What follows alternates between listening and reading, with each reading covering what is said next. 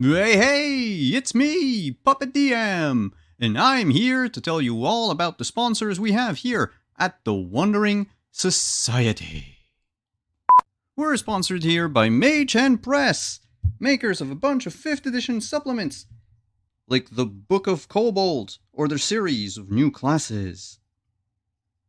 And don't forget, Arcmada, the amazing sci-fi fantasy campaign setting for the world's greatest role-playing game. Be sure to check them out at store.mageandpress.com. Up next, we have Roll20. It's the platform we use here at the Wandering Society to play all of our games. It's easy to use, intuitive, and it now comes with dark mode. Be sure to check them out at roll20.net. We're also sponsored by Art Talsorian Games. Art Talsorian Games make great RPGs, and they've been doing so since the early 90s. Check their books.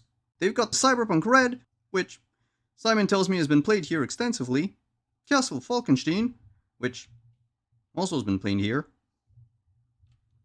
and The Witcher, which has also been. Okay, we get it! Check them out at your FLGS or online at rtalsoriangames.com. Have you ever wanted to wake up and smell the coffee? Well, now you can with this next sponsor, Found Familiar. Get yourself some damn good coffee at foundfamiliar.com and use the code on the screen to get 15% off. What do you mean I can't drink coffee? What the fuck is felt? And we couldn't end this segment without talking about our good friends at Die Hard Dice. That's right. As a Dice affiliate, we are proud to partner with Die Hard Dice to bring you only the best in shiny click-clacks. Click-clacks? What is... Ow. You can check their ever-growing collection over at dieharddice.com and use the link below to get 15% off.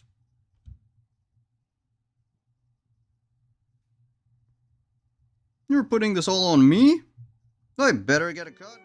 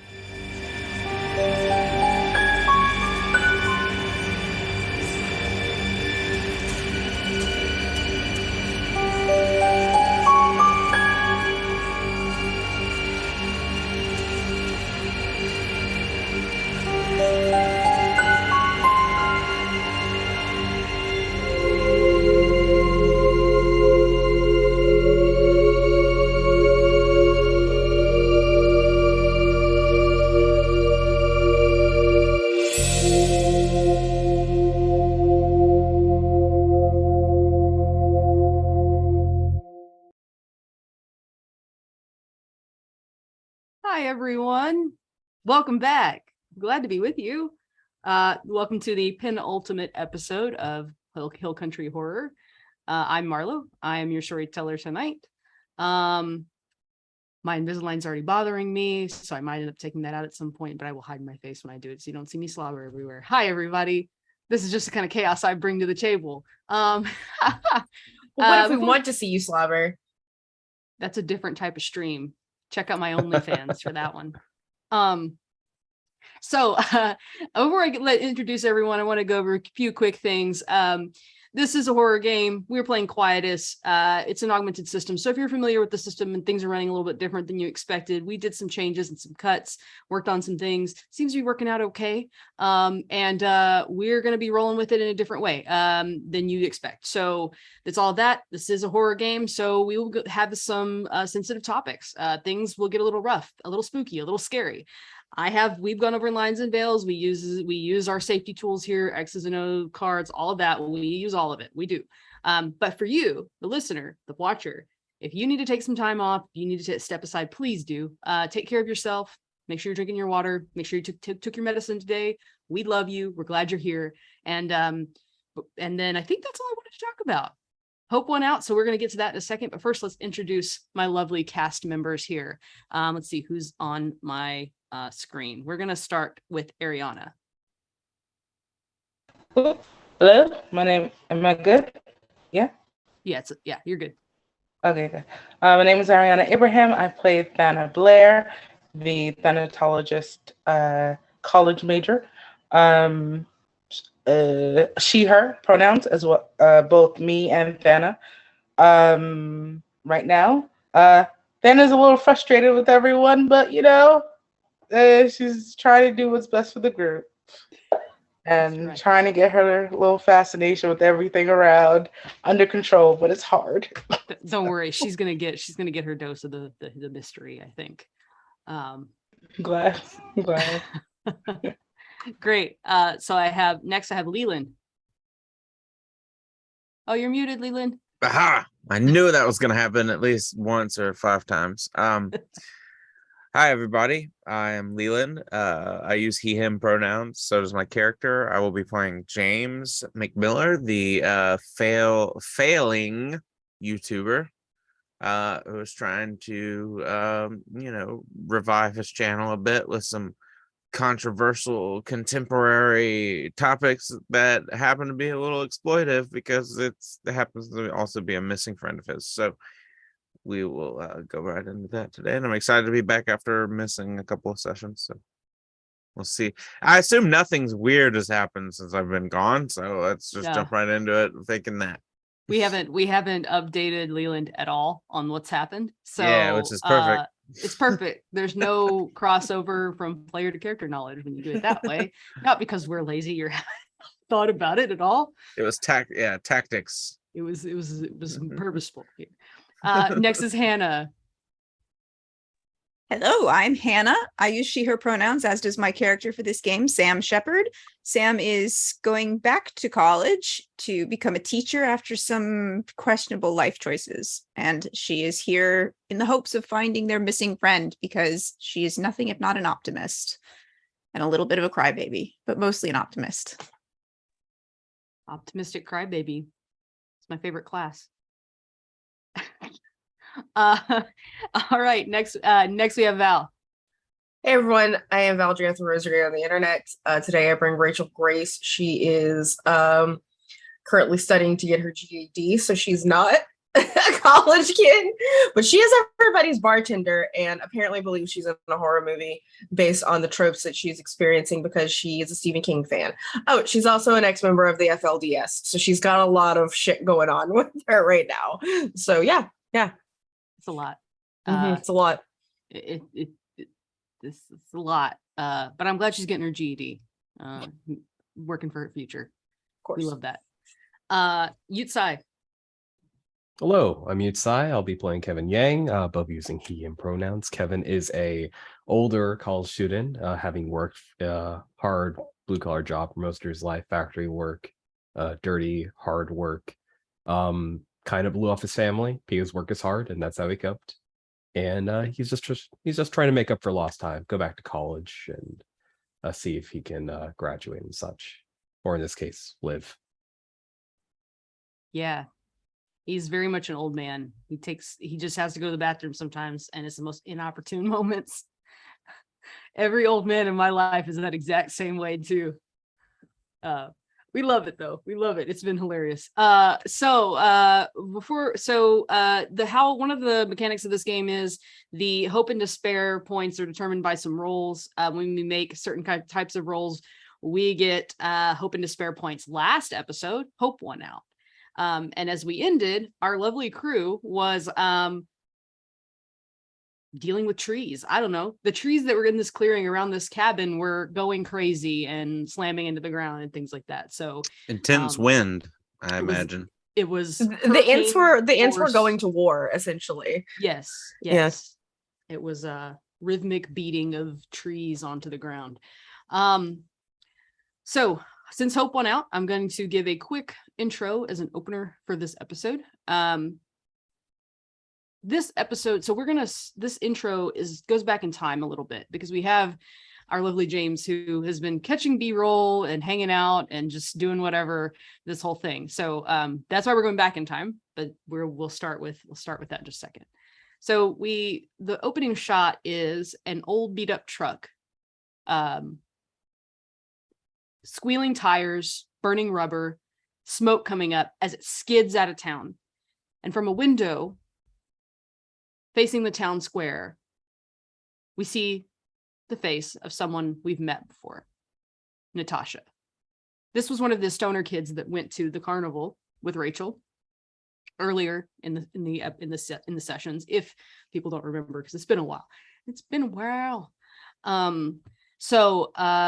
She's looking out the window, and behind her is someone who looks a lot like her, but it's her brother, and he's trying to talk to her, and she's not. It starts out, and you can barely hear the sort of wah wah of someone talking, and then it sort of keys in as we focus on her face.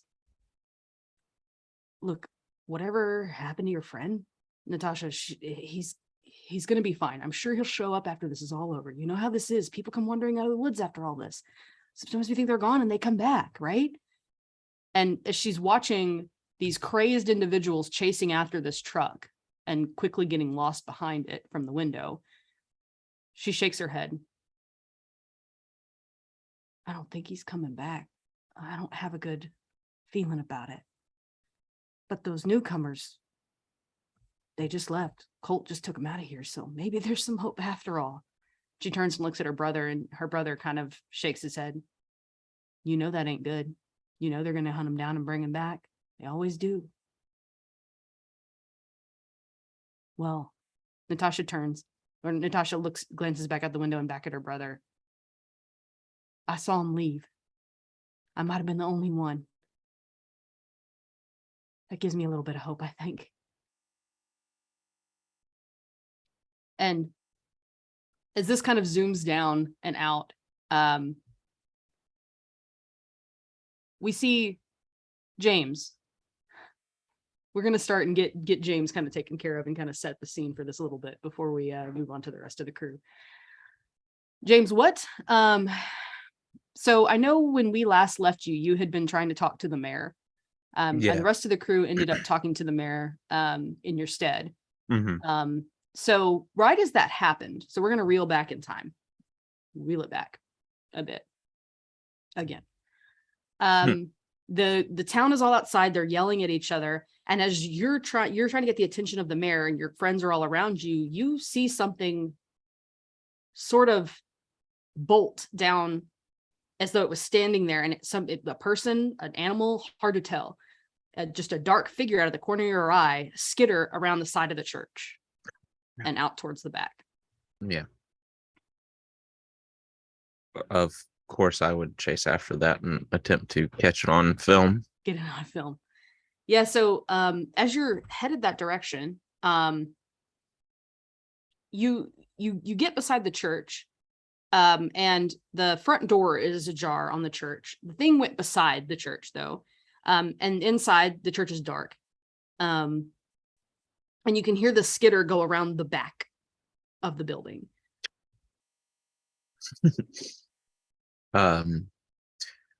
I definitely, let's see, I don't have any weapon, but that's okay because it's probably just an animal. Probably. I'm going to be cautious, of course. Start maybe slow my pace down a bit and try and sneak my way over to where it headed without startling it again. Yeah, so you can hear it kind of rummaging in the bushes a bit as you walk up. You gonna try to pull back the bushes and see what it is? Camera in hand, trying to catch it. Yes, unfortunately. So you pull back the bushes very slowly, trying to not startle this whatever it is. Mm-hmm.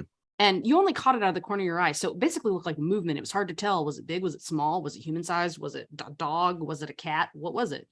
And as you move it back, this loud hiss comes out of nowhere, and a raccoon skitters and jumps and like flips out and runs away from you. It's a very like portly raccoon, and it looks at you as it backs up away from you. Oh, sorry, fella. Man, scared the hell out of me. I'm gonna back away because I don't want rabies. Yeah, it's looking wide-eyed. It looks okay, but it's a portly little dude who just was like he had a piece of trash or something. He was like had taken it to a puddle and was trying to wash it. You know how they do. They just Yeah. get their little grubby hands on something and wash it. So he like the raccoon sort of like skitters off as it gets far enough away from you that it can turn its back, and it kind of skitters off and goes up under a house somewhere. But now you're behind the church, and you can see back around in this area. It's sort of like a back alley. You can see other people's backyards with fences. Some of them are privacy fences, but most of them are the just cheap, like, you know, chain link fencing and stuff like that. And you can see there's not a whole lot of everyone has been there, all their attention is drawn up front. But there is this one house down the way. It's actually the one the raccoon scooted up under. It looks pretty abandoned. It looks pretty it looks dilapidated. The front porch looks like it's falling off. Or the back porch looks like it's falling off, because that's what you can see of it. And there is this weird symbology on the back door. It looks like a spiral.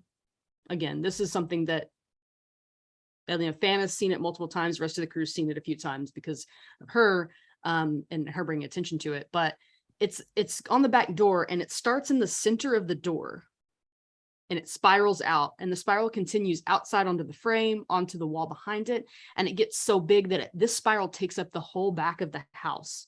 Oh wow! Until it gets to the roof of the back porch. So it looks like it's a job, and it looks like someone had to have had like perfect like skill to draw this so perfectly. There's not almost like a stencil. There's not a spot on this spiral that's any closer than any other spot, and it is. I mean, each spiral goes around. There's maybe a gap of, maybe an inch to an inch and a half. And there's not any like big lights on in this place, but there is a sort of flickering, maybe a candle in that you can't see the candle itself, but you can tell that there's some sort of light source inside that's flickering. Okay. Could I switch to night vision on my camera so I'm not producing light anymore, and then try and maybe peek in? Yeah, absolutely. And in the very least, it might make some really great B-roll if it's just like, some weirdo's old dilapidated house, Well, yeah, and my character does abandoned content anyway, so it fits perfectly. It's the best. I love abandoned content. Mm-hmm. Cool. So as you move up and you've got your, you're trying to be as stealthy as possible, go ahead and because to see in this window, you kind of have to step on this rickety ass back porch. So go ahead and give me a roll here. Been a minute. That's 2d6, right? Yes. And if you would like to include a scar or something to kind of, maybe your maybe the hiking boots you wear are really sturdy and they distribute your weight well. Maybe you got them in when you went with, what was her name? Lena, yeah. Lena and I went to Dick's Sporting Goods and picked me out some good ones that fit real well. And it was a pretty awesome day, if I do say so myself. Yeah, it was one of those sort of things where you're in the transition. You know how you go you hang out with somebody and you kind of ask them and maybe intended on it kind of being a date, but you didn't exactly say that. And she kind of got the vibe. Yeah, she kind of got the vibe that that's maybe what you meant, but she didn't really know yet. So it was kind of like, she didn't really say anything. So it was like one of those kind of awkward, but you guys had a great time, a lot of laughs. I rolled a 9. So you rolled 2 D6s? Yes. And I rolled a 4 and a 5. I don't remember how to play this game, unfortunately. You're totally gonna spend 2 weeks. Yeah. So this is a tense roll, so it's not desperate or anything like that. So Uh-huh. you achieve a lesser version of what you were attempting, suffer a consequence, and the GM takes a point of dread. So Okay. main character can either stop there. You can push yourself onto a desperate roll if you want to. I don't think that's really not, but if you want to push yourself on a desperate roll to see No, what- I don't want to. I want to keep my footage, nice Yeah. and balanced. I don't want to. So you did succeed, even though it was a mixed success. So that's a point of hope. So that's good. It's not a perfect success. You record hope. Yes. So You keep up with we'll it. Okay. yeah, Simon will put it up on the screen and I'll keep track. Okay. Cool. So as you're stepping onto these like rickety boards, you feel them start to bend a little bit. And so you're trying to redistribute your weight because like your hiking boots are pretty good, but you're a dude. You're, you've got some weight. You're not super heavy or anything like that, but you've got some weight on you and you're trying to distribute your weight a little bit better.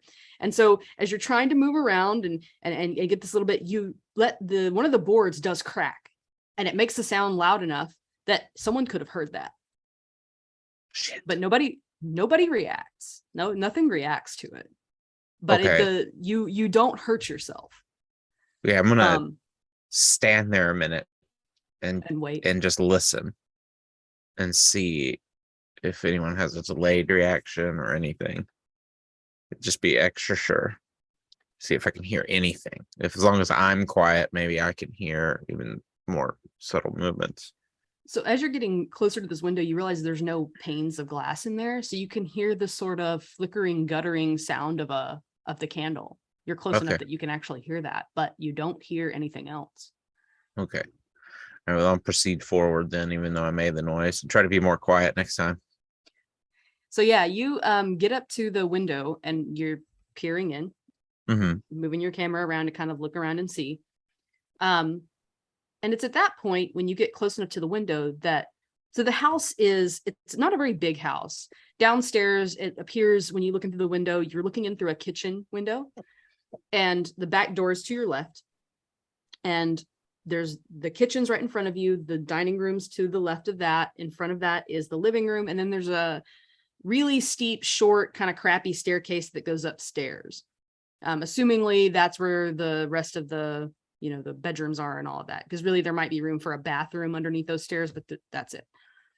And as you move up and you start kind of panning your camera around, there's just trash all over the ground. It's just like, it looks like someone just literally just decided they were just going to start throwing their trash on the ground. The couch looks like it's mildewed and old.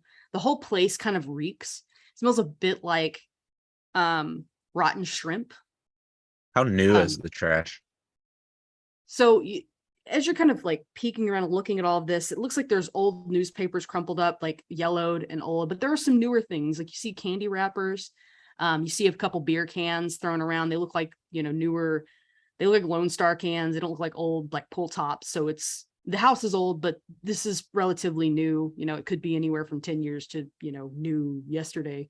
But, and there's no refrigerator. The stove top is like, the door is ripped off of the stove top somehow. And the cabinets, some of them are missing doors. The doors are broken.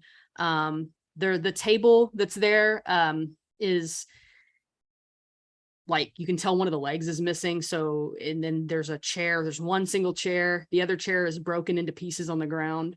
And it's just in total disrepair, but there is a candle. So somebody's been here recently, and the candle looks relatively new, like it was lit pretty recently. It's not like it's halfway burnt or anything like that. Okay, everyone. Looks like someone's been here recently. Candle's kind of creepy, huh? What do you think? Maybe we should put it out. Yeah, let's snuff this thing. And I'm gonna try and find something to snuff it with. Yeah. You Just for could content. you could reach in through this window because it is on the counter, like Yeah, okay. like just kind of outside of, like when you were looking at it before, it's just kind of outside and to the right. Mhm. So you could reach in, I don't know, snuff it with like I don't Let's know. pinch people it, do I that. guess. Yeah, people lick their fingers and then pinch it. Yeah, I'll do that. So you do that, and just as you pinch that light out, you hear a flush from inside. Oh, the toilet works, huh? That's Yeah, good. it works, but it does that thing where, like, it like screams, like the Oh, pipes are Lord. so old and like rusted up that like it's like, Okay. Oh shit. And then I'm gonna kind of try and find a place to hide. so as you kind of duck down, you see that door that was underneath the stairs kind of fling open, and it hits the wall hard enough to kind of make you cringe. And one of those, like, there's no door stopper moments. I don't know. Maybe I'm the only freak that cringes when someone slams a door like that. And you can tell, like, it probably made a hole in the wall. Like, but Yeah. it throws open and this guy's walking out. There's no sound of hand washing. So that's a horror in and of itself. Yeah, for sure. He's buttoning up his pants, his blue jeans, as he kind of stumbles out of the bathroom. And he reaches over back into the bathroom and grabs a can of Lone Star and chugs it and squishes it, like squeezes the can and throws it at the wall. And then he looks around and then realizes the candle's out and reaches in his pocket, pulls out a cell phone, turns the light on, and like looks at the time, and he's like, "Where's that goddamn asshole? He said he'd be here by now." And he sits in the one chair that there is. He doesn't bother to turn the candle back on. He figures it probably just a breeze or something blew it out, whatever. He's not worried about it. Yeah. But this guy is wearing a big old cowboy hat. He's got jeans on and a button-up shirt. He looks like a decently dressed guy to be in a place like this. He doesn't look like he belongs here. He's shaved up, trimmed up nice. He might be a little drunk, but he's good. You gonna hang out and see what this guy does, or? Yeah, if I'm in a good enough hiding spot, I'm gonna kind of just prop the camera up on something or at least my elbows, try and get a steady shot. So as he's sitting there and he's like looking at his phone, he's, I don't know, probably watching Fox News on his phone or something. I don't know. He's Another a white horror guy in within Texas. itself. Yeah. Another white guy in Texas, probably. So as he's sitting there, and you sit and watch him for another few minutes before you see headlights light up the front of the house, and a car is pulling up in front of it. And he like clicks his phone because he's still got the flashlight on. He's like, finally, god damn it. And he walks over to the candle, and he's gonna grab that candle and light it. So he pulls out his lighter and starts flicking it to turn that on. Are you trying to like pull down so he doesn't see you? He's going right by that window. 100%. Yeah. So why don't we do another roll here? I'm gonna say this is tense again. Okay. And it's still the same amount of d6s if it's tense or. Well, yeah. So the only reason you got an extra one was because you used a scar. So I don't Okay, really know if got there's you. a scar here that could help you. So It's just 1d6 the normally. 1d6. Okay. Yeah. Thank you. Okay. I'm remembering slowly. Slowly. Hey, it's all good. I rolled a 2 only. A 2. So in this one, you don't set out you don't achieve what you set out to do. The player either chooses to suffer a severe consequence, or they can increase their despair track by 1. Despair. Despair. What does that mean? I've never gotten despaired yet. So it's automatically going to increase your despair by 1. And that's in this instance, normally that would be your own score you'd keep track of. But since we've augmented the rules, it's everyone's score. Okay.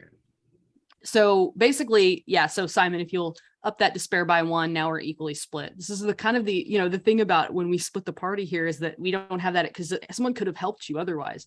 But since we're all separated, so this plus my character's selfish, so who cares about that stuff? Who cares about giving others despair? He's in his young 20s, like everyone's selfish at that age, I think. Shit, I'm in my 30s, I'm still selfish. Yeah. So this guy, he's going to light, and as soon as his flame flicks, before he can even light the candle, he sees your camera kind of drop. And what the hell was that? And just as he says this, the front door swings open. Again, doing the slam thing is making me cringe. He slams the door. Whoever comes in slams the door open, and this guy, the guy that was inside, says, "Hold on a goddamn minute, somebody's watching me." And he goes to the back door. He's marching to the back door to throw it open. Now you got to run, or you can stay there and see what he does. I mean, that's always an option. Could I try to move to another hiding position? Would that even be possible at this point? Yeah, you or could probably try to slip around. There's so you could slide. You could go the same route the raccoon did and go under the house. Oh yes. Okay.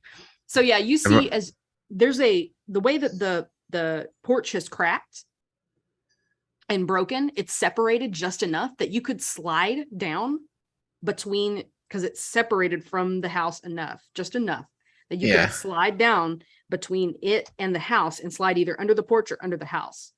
Okay.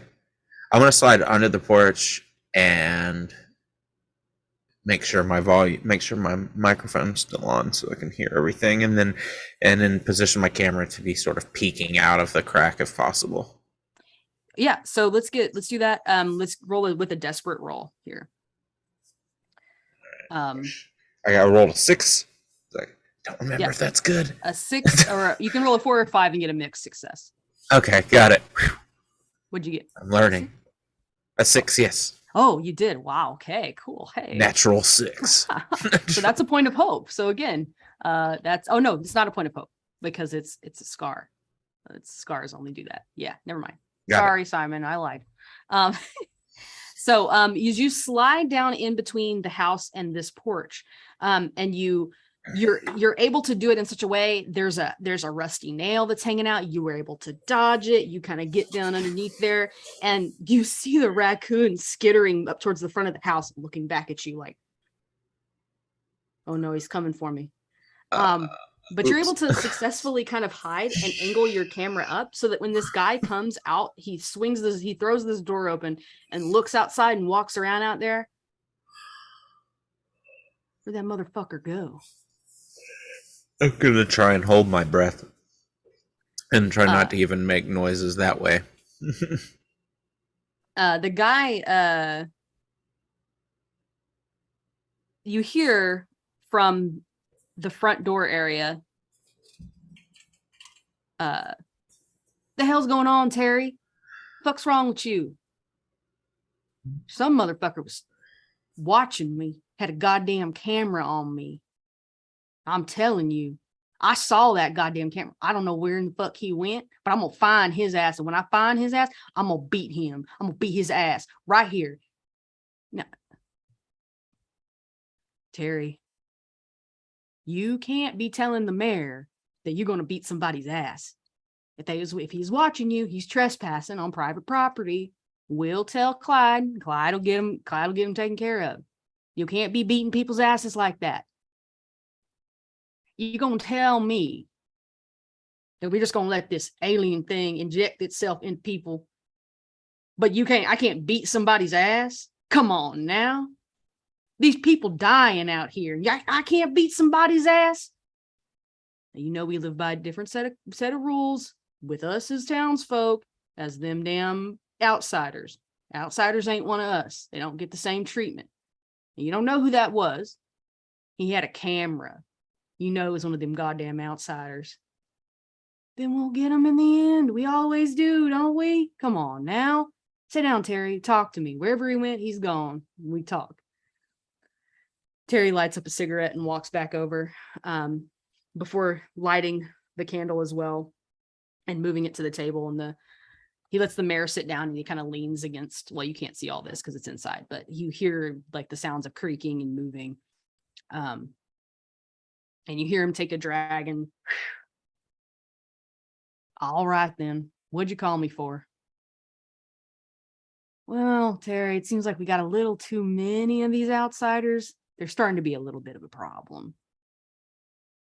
Problem? What you mean problem?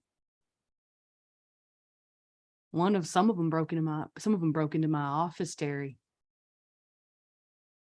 See, you ain't gonna let me beat Disson's ass, and they breaking into your office? Yeah, they're a problem, I'd say. And the mayor, like, you hear a laugh, you hear a chuckle from inside. This is why I like you, Terry. You're really a big help around here. Yeah, well, such as it is. Y'all gave me a place to stay. I do what I can. And the mayor again nods. Yeah, well, I mean, it's a dilapidated building. We figured you'd help fix it up. Why do I need to fix it up? Damn sight better than where I came from. That's true. That's true. So anyway, we got to do something about him. I'm gonna need you to do something about it. Like what? You want me to kill him? Just a few of them. Really only need 2. You know that. Yeah, I guess so. What happened to that one with the big old suit? The one that was, oh, he sounded like he's from the north somewhere. You know which one I'm talking about? Oh, I think he got away, but he might not have. So hard to tell sometimes. What do you mean you think he got away? How do you not know if he got away or not? Well, he went out the wrong way. You know what I'm saying? And I think something got him, but all I could see was a little bit of smear black on the ground, so it's hard to tell. Okay, then. I'll take care of him. I'll make sure there's 2 left. And the mayor, you hear the mayor kind of give this sort of like, yep. And then you hear another beer crack open. And they talk for a bit of time, but then it sort of kind of devolves into like, well, how's your mom and them? Like, how's it going? Kind of talking and all that stuff. But as they're just chattering about like whatever and how much he's going to pay him for this job and everything else, you feel something brush past you underneath the house. Might be that raccoon. Yeah, I'm gonna try not to make noise, but move my camera around with the night vision to try and figure out what it is. Maybe kick my foot a little bit. At first, it is, so when you first see it, is the raccoon. It is furry, and it is pretty close to you. But then it starts flopping around.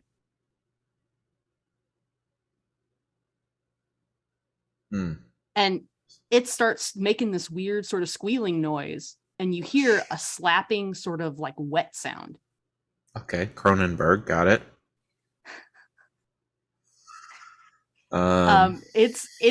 It's doing the like flop around and do thing, and as you looking through your viewfinder, you can see that it's flopping around with something. It's fighting something.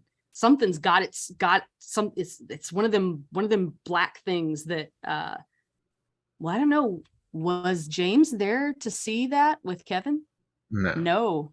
So it's a black blob mass of weird tentacles, and it looks kind of like a sea urchin, but not pointy, like wet and sloppy. And the raccoon is biting it and like screaming. And the guys upstairs are like, "What in the fuck's going on? You think, what the hell is that?" I'm gonna try and help the raccoon. And you're trying to kick around at this thing, and it eventually, as you're trying to kick at it and trying to get something, but they're rolling around like crazy. You hear the raccoon kind of let out this yelp and then like kind of fall backwards, and it gets up and looks at that thing and hisses and runs away. And it was between you and that thing, and now that thing's right in front of you. Yeah, I'm gonna kick the shit out of it. I'm gonna try and stomp it out from in the across space. So as you're kind of stomping at this thing, the 2 guys have like kind of bolted outside and see the raccoon come running out from underneath. And you hear, wonder what it was fighting under there. And Terry leans down and puts his flashlight down there. Shit. And he can, because he can hear the scuffling still happening, and he sees you and that thing. And he's like, well, I'll be damned. One of them outsiders. Looks like I can finish my job, part of my job real quick. Oh, And hey guys.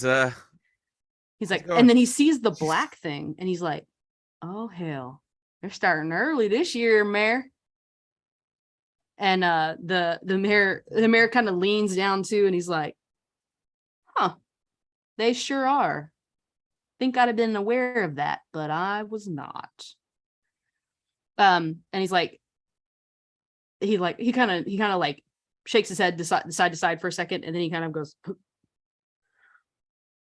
and like you hear as it kind of pulls out of his mouth, you see the tentacles kind of come out as he sort of like lets this sort of gag sound, this sort of wet, deep, guttural, like out of his mouth, and you see these 2 tentacles start coming out, and then more as it starts to spread across the bottom part of his face, as it grapples down the side of his jowl, down his neck, down the front of his shirt, and begins to roll off.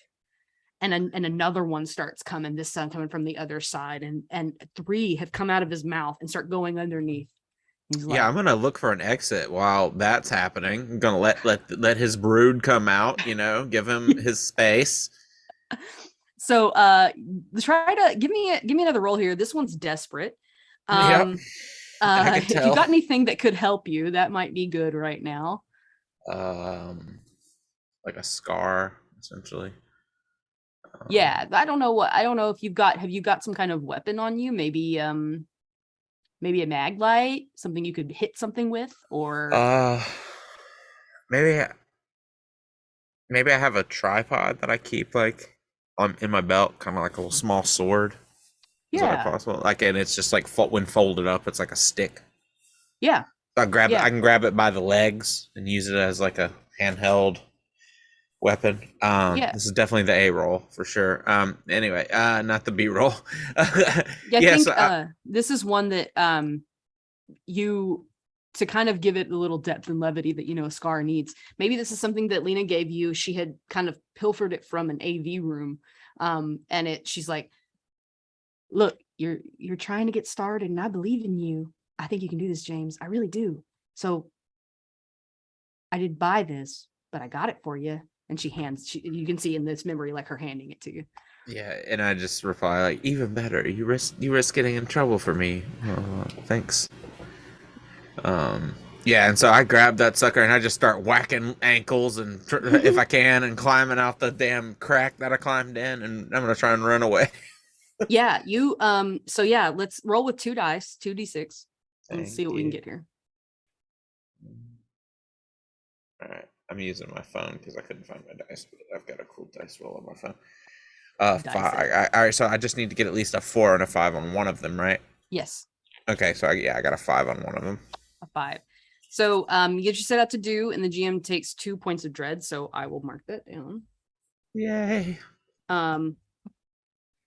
You can choose to either suffer a severe consequence, or, well, no, because we're only getting dread. We're only getting despair if we fail a roll. So you're going to get a severe consequence. Yeah, no, that sounds good to me. So as you're wailing on these little tentacle thingies, and you're trying to get out of there, and I'm trying to hit the dude's ankles too, like get them out of there. You're trying to get them out of the way, and you're whacking and whacking. Your arms, you scrape it along one of those rusty nails, and it cuts deep down along your forearm across the top. You can see it kind of digs into the meat. Oh, meat digging. And it's bleeding Gross. pretty profusely, and it's one of those ones you might need some stitches. You're gonna need stitches. I mean, there's no way around it. You're gonna need stitches. Yeah. But you manage to squirm and crawl your way out of there. Those things are slapping against you, trying to grab onto you. You can feel them little, like, they've got little hairs on them that are trying to like dig into your flesh as they're trying to pull away, but they get your jeans, but you can feel the little, sort of like when a mosquito gets you from the outside of your jeans. I'm thinking about the tetanus. I don't care about these things. They're trying though. And so as you slide out of there and get to boogieing down the road, holding your arm, it's bleeding like crazy. I'm definitely not boogieing. I'm running. So This is not a time to dance. You see a beat up old car pull up in the street in front of you. Okay, I'm gonna avoid that. Well, I mean, at this point with these hick ass folks, I mean, probably a good idea. But when someone leans over and does the manual crank to roll the window down enough to just holler at you, and it's Natasha. But you don't really know Natasha, right? No. You didn't meet Natasha. You didn't see Natasha. She cute? Yeah, she's younger. Yeah, she's probably about your age, but she's got she's got black curly hair. It's pulled back in a ponytail. She's got like a flannel shirt on, and she's got this panicked look on her face. You better come on, get in the car. If you want to live, you better get in this goddamn car right now. Yeah, I'm definitely. Yeah, and if she kills me, whatever. At least she's cute. Yeah, exactly. You got it. Um, I live and die by pretty people. Anyway, all right. Yeah, I'm just gonna run in. So at this point, to kind of like catch up where the rest of the group is, this is probably somewhere around the time that y'all are back at the hotel dealing with all of that. So Natasha is peeling out, driving around, and you see Terry and the mayor walk around, and they're like limp around because you've battered their ankles at this point. Heck yeah. And watch Natasha peel out and start heading back, like scooping around, and she's heading out of town. She's not even talking about where she's going. She's like, I'd take you back to your friends, but My friends, hold on, you know where they're at? well, I mean, I saw them headed to the hotel. I was with your friend Rachel, but then our friend, I don't even remember that kid's name. Oh yeah, Dylan. Our friend Dylan got taken, and the last thing I said to him was a fight, and I was arguing with him, and he pissed me off though. Well, yeah, I mean, it's still possible for him to have pissed you off before he was kidnapped. So, No, but- not your fault. No, but well, we dated for a little while, Oh. and What the hell's going on? I don't give a shit about your dating history. What the fuck? Who are you? I'm Natasha. I live here. I okay, don't know what else cool. to tell you. Okay, Look, you live here. You don't know what else to tell me. But There's a you're group telling of us. There's a group of us that are trying to fight this shit. Every year we try to fight this shit. We've been Like fighting the it since we were the 13 fucking years old. tentacle things. Yeah, this shit has been urchins, going sea on. urchins. Yeah, this shit has been going on since we can remember. But look, there's a group of us. Me, Dylan, Colt. What is this fucking Stranger Things? Like, where the fuck are my friends at? Well, I mean, they're at the hotel, but you can't go back there right now. The sheriff is looking at. I mean, the sheriff's looking for him. Okay, I saw so the mayor talking to Terry, and that's never a good thing. I don't know what he's got planned, but we got to get you out of here, okay? yeah, okay. What? So we're just gonna leave my friends at the hotel to get like killed by those other two guys? Is what you're saying, or am I misreading you? Do you want to die? And all of them, we're working on it, all right? I don't know what else to tell you. All right, I'm filming this whole car ride. If you try to take me off into the woods and shoot me or something, I'll know. I didn't sign nothing to be on no YouTube channel or nothing, so don't you dare put me I on don't your give a goddamn shit. YouTube I'm channel. live streaming this. You're live streaming? I'm gonna try. The shit's getting Signals- heated. The signal's kind of shit, so I'm sure it's coming through in bits and pieces and like random Yeah. strange like things. Got like 3 people in the chat being like, "Whoa, what's happening? That's cool. What are you doing, man? What is this, a new one of your like horror ARGs that you're doing? That's pretty cool." She takes a turn off on a dirt road and starts heading down a particular direction. She's like, it's gonna seem like I'm taking you closer to the fire, but it's really farther away. I promise you. There ain't nobody who goes out here to this place. What This place is fire? totally Something? abandoned. What? Something's on fire now? No, I mean Oh, yeah. Sorry. metaphorically. Yeah, you know what I mean. Just when I'm freaked out, I take everything literally. This is getting to be a bit much. Okay. So I'm not the only one seeing angry meatball monsters that are No, with tentacles, right? Okay.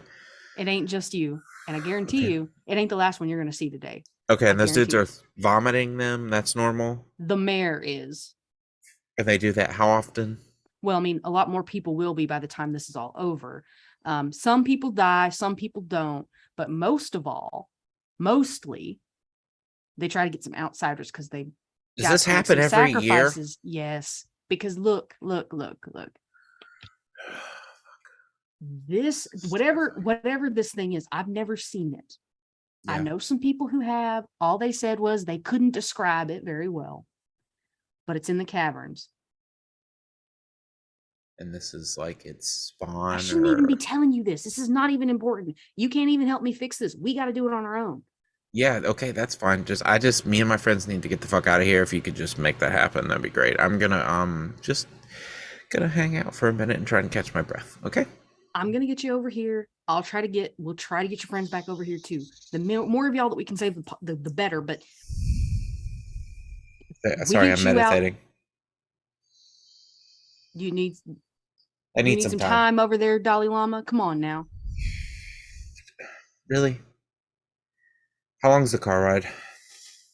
You've been in the car about 5 minutes by this point, and as she's kind of weaving through this dirt road and off through things, you get to this old dilapidated house. It's not, my friends, it is not the cabin from last episode. I guarantee you that. It's a much bigger house. It looks like an old farmhouse, and Mhm. it looks even more dilapidated than that old house that Terry and the mayor were in earlier.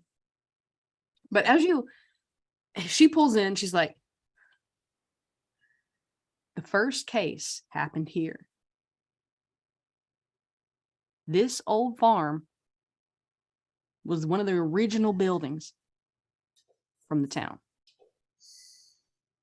Stay inside. Do not, no matter what you hear, come outside of this house. Promise me. Promise me. Yes, yes. Okay. Trust me, after seeing what the fuck I just saw, I don't want to go anywhere. I just unless it's like, public transportation and it's leaving. You're close to the caverns, is what I'm saying. What the fuck? Why would we? Okay, I get it told you now. you thought Close it to would the be that. fire. Close to the fire. Got it. The fire is a monster in the caverns. Okay, I don't necessarily They won't expect you to come know here. why I That's believe why you. I brought you here. Okay. Yeah, no, that makes sense. Yeah, okay. All right. Is there like a good hiding spot in the house that in case it's invaded, I can maybe like a panic room or something? No. No. Okay. Cool. Better find a closet. I don't know. Closet. Yeah, that'll work, closet. Okay, cool. She pulls up and puts the car in Holy park. shit, my arm is bleeding. Do you have any band-aids in your glove box? Band-Aid ain't gonna do you. Let's see what's inside. Maybe there's an old sewing kit or something. Oh, sewing. Oh, we're doing that tonight. We're stabbing my arm with needles. I mean, let me see. Yeah. She reaches around in her back of her car and pulls out an old t-shirt. It's like an old it's got the gas station logo on it. Uh-huh. So you can tell that evidently she works at the gas station or something, but she's like, this is all I got. So, and you owe me another shirt because these things, they take that out of your goddamn paycheck. Oh. She takes your arm and wraps it tight and then pulls some duct tape out of her glove box because she has to like pull the glove box open because the glove box itself is duct taped shut. And so she pulls it open, you hear as it opens, and she pulls the duct tape out and wraps it around your arm. She said, maybe that'll stop bleeding, but you're going to need to go to the doctor. You need stitches. Yeah, no, yeah, it's pretty gnarly. Thank you so much. I will buy you another shirt. But as soon as look, I can. I can't go in there with you. I've got to go now. My brother needs me, but Okay, yeah, let me out of the car. We're good. As soon as we get there, I'll hop right out. I don't want you to risk any family member of yours. she pulls up front and she's like, go ahead and go in. Shouldn't be nobody here. I say shouldn't. Hey, good luck. Okay, thanks so much. Yeah. Okay, and let my friends know I'm all right if you happen to see them. Yeah. I'll let him know if I can. Chad might have their number. I better text him. And she pulls out her phone and like as you get out, she Give me your spins number. out. Oh, And she, as you yell that into the open window, she kind of jolts the car and hollers a phone number out at you. All right, I'm gonna type it in real quick in my note app and then save it later once I get inside. Yeah. So she takes off, and you can see her headlights until the trees get too dense around the side to kind of be able to see any further. And the house, it looks like, I mean, you might fall through some floorboards here. Like nobody's taking care of this. The roof's caved in some spots. The front door. My character's used to this stuff. Like I said, he does urban exploring as part of his gig, so he's like, all right, whatever. He's got an idea of where to step and stuff. He kind of looks. Yeah, it's pretty typical. So you're waiting out here. You get inside and it's empty, luckily. And you kind of set up, in the living room. You could walk around and catch some B-roll and some good footage and, talk over it and live stream some shit out to some people, what you're doing. Yeah, my character shuts the damn camera off and sits it down and goes and tries to find a place to sit down and just decompress for a minute. Yeah. He's that freaked out. There's some really, really, really old furniture here. None of it looks like it would be particularly good at like holding anybody's weight, just because there's been like water damage and it's just gross in here. But you sit and it's kind of a waiting game at this point. You're waiting for Natasha to come back or one of your friends to respond to a text message or anything. Yeah. But your texts aren't going through very well. Okay. But Natasha does know where you are. And so we're going to kind of accelerate this through and we're going to get back to the other group. So you're waiting for somebody to come back for you. Got it. I will mute myself. And so between that and before we get back to the rest of you, Natasha did see y'all leave. So she knows who you left with. And as we see Natasha going off down the road, we see her get back into town, pull into her house, and her brother be standing on the porch like, did you get it? Did you get it? I didn't get it. I'm going to get it though. I promise. We need it. We can't fix this if you don't get it. I know, I'm trying. There was one of the newcomers and they were going to kill him. Terry was there. Terry would have caught him. You know how Terry is. I mean, he's our stepdad. So yeah, I do know how he is. So as we kind of cut from that scene over to the old cabin where you're all watching these trees moving rhythmically and beating into the ground and narrowly missing Colt's truck. Colt, who sees this, jumps up, grabs his keys off the table, runs outside and gets into the truck, pulls it up to the front of the house away from all these trees. And he's looking down the path and you can see down the path, the trees have started to fold and block it. The way you came, he knows he can't off-road his truck. It's got a lift kit on it, but there's no way it's going to go over full-blown like elm trees and oak trees that are starting to bend and cover down this path. There's no getting over it. He's like, no, I don't want to go down that other way. I don't want to go down there. He hollers out the window. Only one way to go. And you hear Chad, fuck. Get what on is it, in. Chad? Chad's like, as you're all walking out, he's like getting y'all to walk outside. He's like, we're gonna have to go down the path that our friend went down or was taken down. What? Yeah, the other way. Was down the other way. Well, down there's an old ranch. Old Ratcliffe Cattle Ranch. It's where it all started. Or that's what the rumors say. And as you're running out and y'all getting inside and he starts like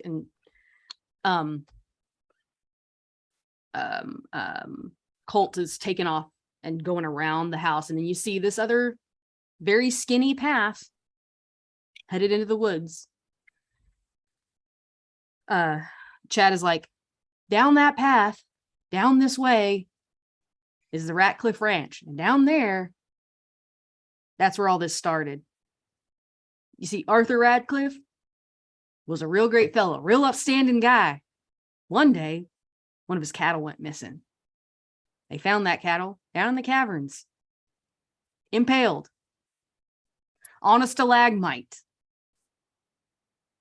It all went to shit from there. A group of people from the town went down, tried to get. I think her name was Bessie or Ellie. I don't think the name of the cow matters. Look, we're all It's a taught this cow. stupid story. It's anyway. They went down there and tried to get it. They never made it out.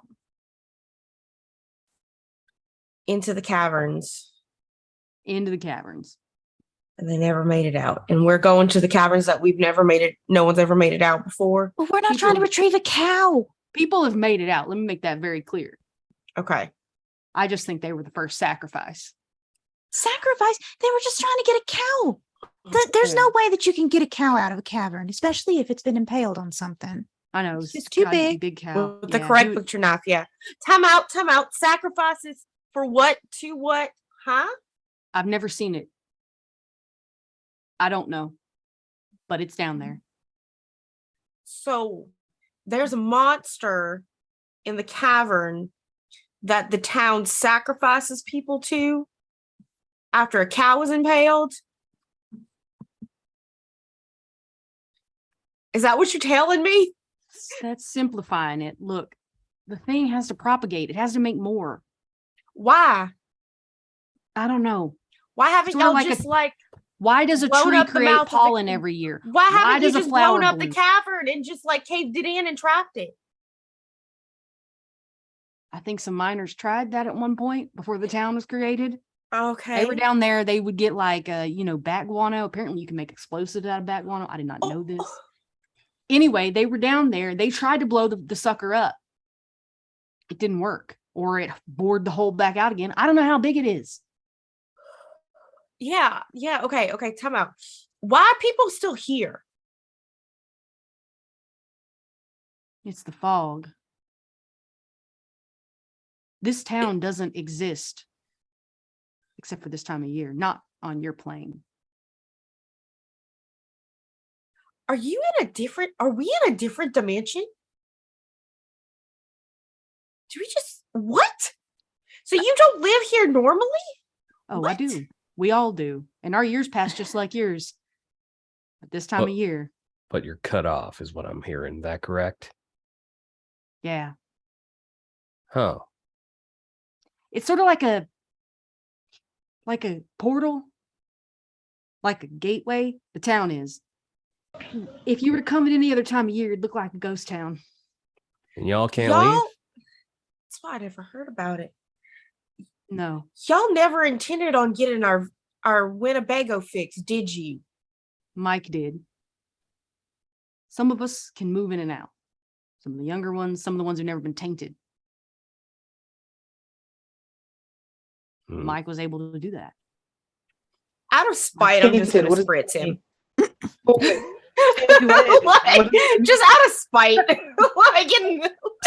Hey, we only have a limited amount of that. I just did that out of spite. Just, I can't hit him, so. What does that mean, tainted? If the thing has used you to propagate, you become part of the portal. The It's like spiral? a hive. Yeah.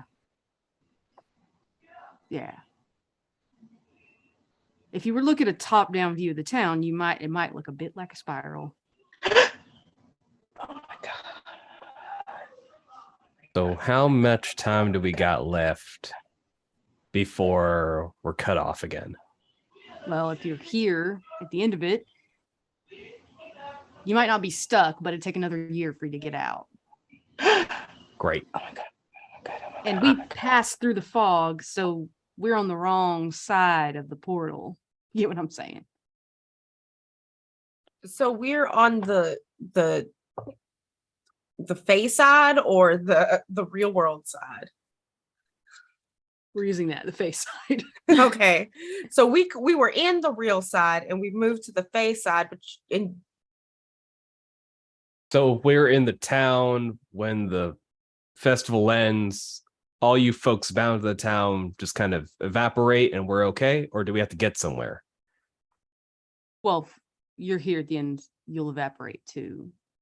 Okay, so we do need to get somewhere. Where do we go to get out of the fucking town before the festival ends? We got to go back into the town Right? to get out through. There's another theory. Oh, you Oh, want to hear it? I'd love to hear it. yeah, go ahead. yeah, got The- nothing to do but talk theories while we're driving into the Feywilds. The cavern is outside of the realm. That monster, I don't know what to call it. Everybody says they can't describe it. This is their brain gets fuzzy and it looks like something they can't understand. If you could get down there, theoretically, when the clock strikes noon, high noon tomorrow, it might be able to get out. You'd have to go into the cavern and stay in the cavern long enough for that to happen and then crawl back out after it's all over.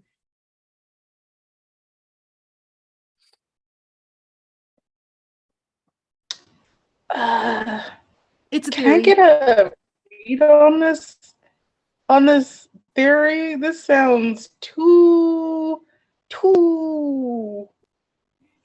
like too much. Yeah, it's yeah. Yeah, if you want to think, if you because you've done a lot of research into, like the belief systems of a lot of different cultures regarding, death, and I'm sure that's kind of come from like the whole,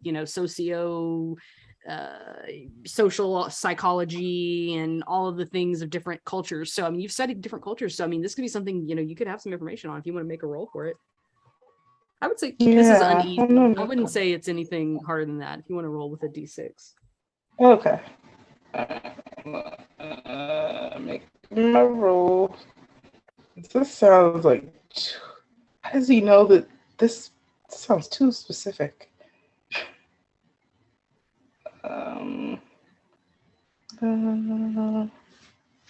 Make my roll.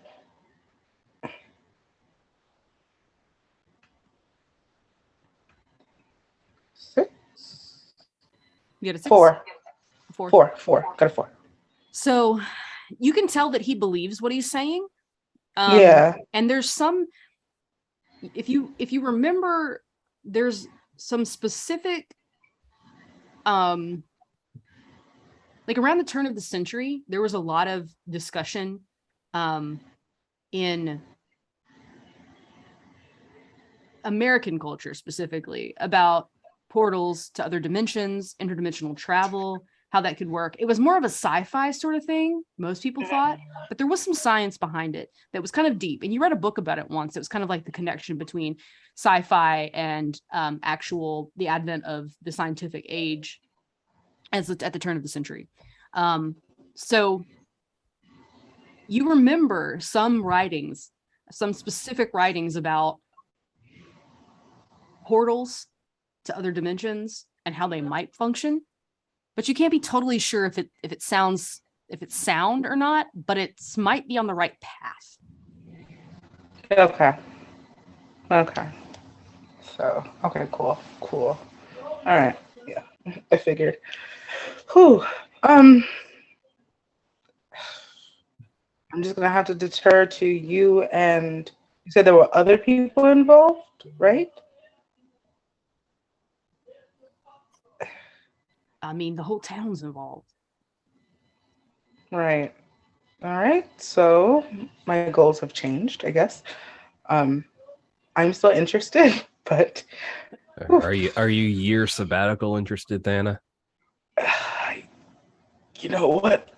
Independent Kinda study, would. worth at least 2 kinda- semesters of credit if you stay here. I mean, there are people who have stayed in places for years to study things.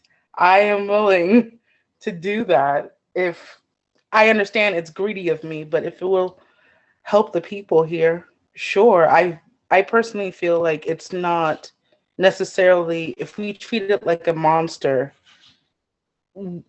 it's just going to control us even more. I think at this point we need to treat it like maybe just some type of animal we just don't understand. There are types of animals deep in the ocean we haven't even found. We could only just imagine this is one of them. So I'm not going to treat it like, I'm sorry, but a monster film. We just got to do it to where we help these people now. And it just helps ourselves too. I hear you. If it comes at me, I'm going to kick it. Oh yeah, no, totes, kick it. kick All right, everything. Now, the reason I asked Santa is because I know you're really into this kind of stuff. And honestly, you do you. If you want to stay here for a year, I think that's a bad idea, but I ain't gonna stop you. But just make sure you don't drag the rest of us into it if you can help it. Sure. If y'all don't want to get involved, I will. It's just a me and myself thing. I literally just got my life started. I would rather keep it going. I mean, yeah, I understand. Now, you said the town phases in every year. It's not like a moon cycle thing. It's like a year thing. Yeah, every year, right about this time, something about a harvest. I don't understand. There's a whole lore behind it, and some people believe some things, some people believe others. It's all theory. It's all theoretical because none of us are scientists. Right. Do people sometimes slip in though? Because do people like fall in the gaps and somehow end up in your town anyway? Because our Obviously. good friend, who of course I remember the name of, but I will not say out of respect, she went missing a while back. So, but not like a year back. So I'm wondering if she somehow stumbled her way into this place. If she got here, if she came through, she came in through the caverns. She came in through the caverns? If you are in the normal world and you want to get here, the caverns is the only way to do it, unless you're untainted. But if you're untainted and you're stuck, the only way you're getting out is this time of year. It's the only way you can get in or out. Yeah, sounds like we got to go to the caverns.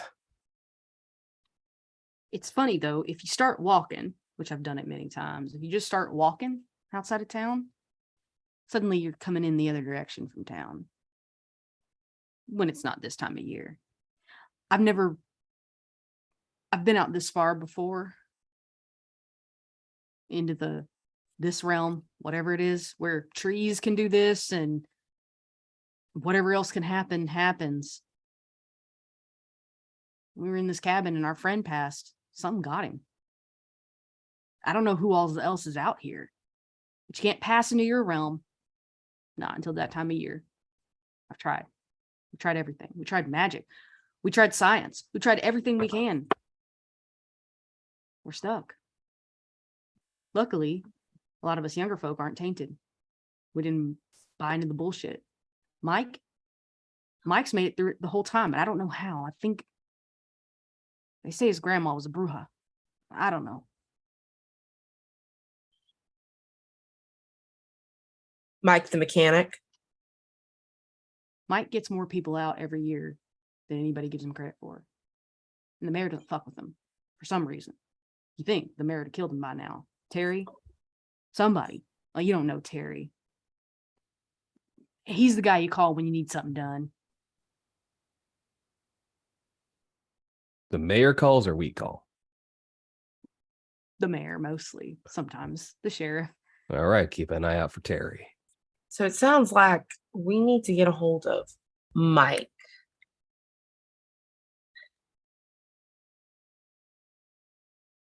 If you can get a hold of Mike can get your RP fixed. If you can get it back into town, of course, them trees are acting real funny. Mm-hmm. If you can get back into town, Mike's probably got your RV already working. Man works around the clock this time of year. You can probably get out of town. Well, he said he had to go get a part and he was going in the morning now. No, he came back. So he had went to town, came back, then fixed He was fixing that other guy's the vehicle. other guy's vehicle. Oh, dang. What happened to if he can't leave? What happened to the other guy? Oh no. I'm glad What James other isn't guy? alive to see this. You can get out. You just got to get out before noon, and I hope he made it out because it's not the easiest to get out, even if you do manage to do it. It's possible, but the thing knows. The thing can see everything. It's like it's in our heads. You left afternoon. Has anyone ever just tried to kill it?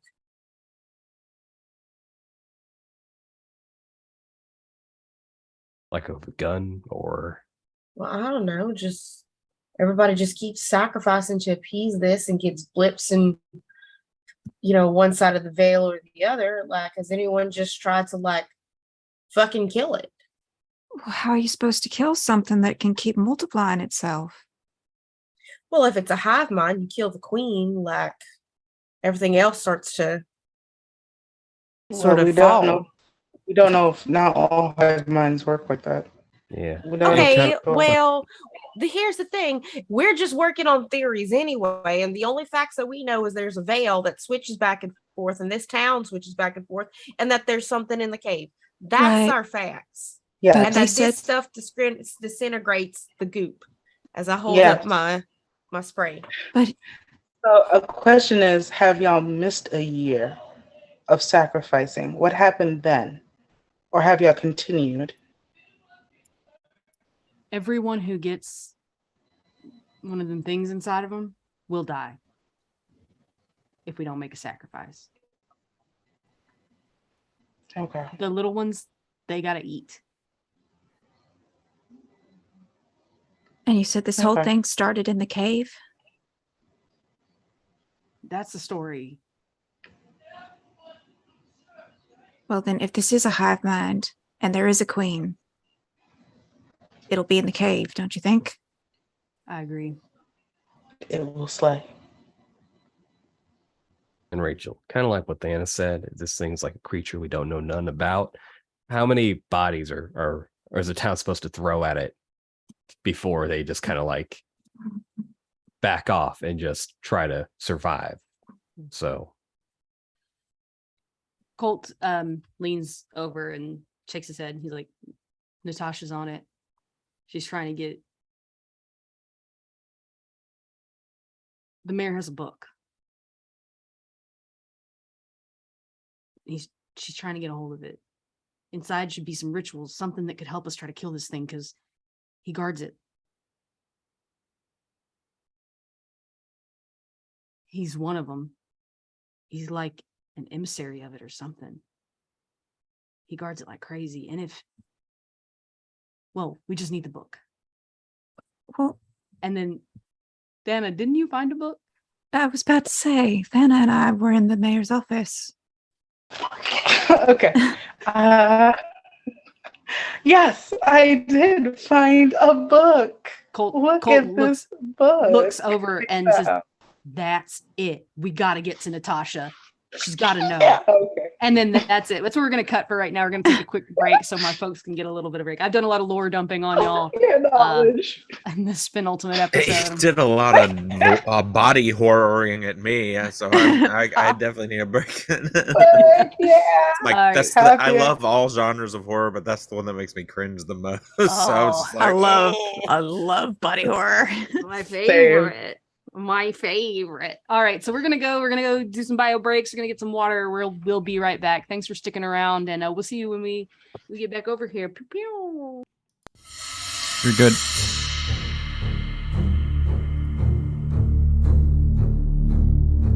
I wasn't muted. Hello, everyone.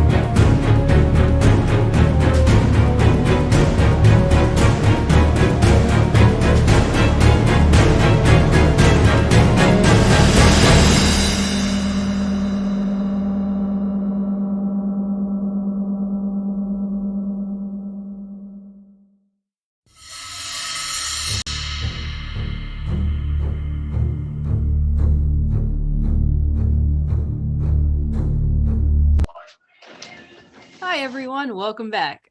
We have taken our bio breaks. We've gotten water or beers or whatever it is we're drinking.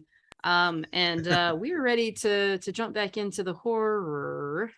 And we are evenly split on hope and despair tonight. So what's gonna happen? Neat. So let's get rolling with this. We've used 2 scars, so we have 3 more potential that we can use throughout this episode. So just keep that in mind. We're rolling. Our Ariana just pulled out the book that Natasha was going to try and find, and Chad pulls out his phone and tries to call her. And you keep hearing it go beep beep beep as the call drops.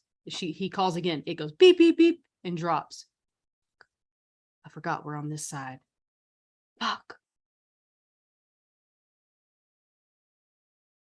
And so as you see the path starts clearing, and there is a old abandoned house, an old ranch house, farmhouse, and it's dilapidated and it looks like absolute shit. The paint's peeling, the old whitewashing is coming off in huge chunks. Part of it is dilapidated. And there's no lights on inside.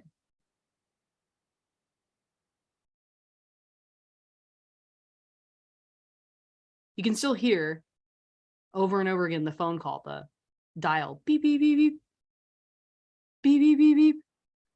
As this old shitty flip phone can't make it, guess what?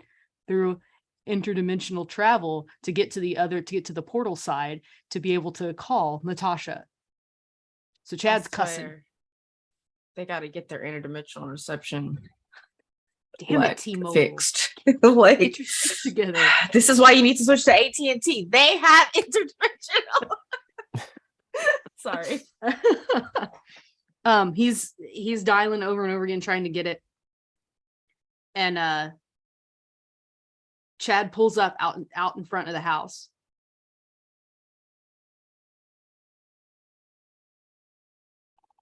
Meanwhile, cut to James sitting inside the house. Sure, he's got his cell phone light on or something. Oh no, James is trying to hide. He's hiding James in the dark. is scared shitless. Sorry, Um, I got extra loud, but yes, no, he's scared shitless. we So we he's see in one scene this truck pull up in front of the house. In the next scene, we only see a little bit of dust flying. We don't see a truck. As James is inside, you can see out through the window from behind him. You can see nothing's out there. As you're all right on top of each other, right on top of James, but you're in another dimension. Oh yeah, that's not weird. And as Chad pulls up in front of the house, he stops and looks down the road a ways. The drive kind of comes up in a U, and you can see as the trees kind of clear out there, you can see further down the road. Chad stops and freezes. Don't make a fucking sound. And he's staring out the front windshield. And all of your eyes follow his. You can see, backlit by the rising sun of morning, a bull. Its horns stick up high, and it's watching the truck, daring it to come closer.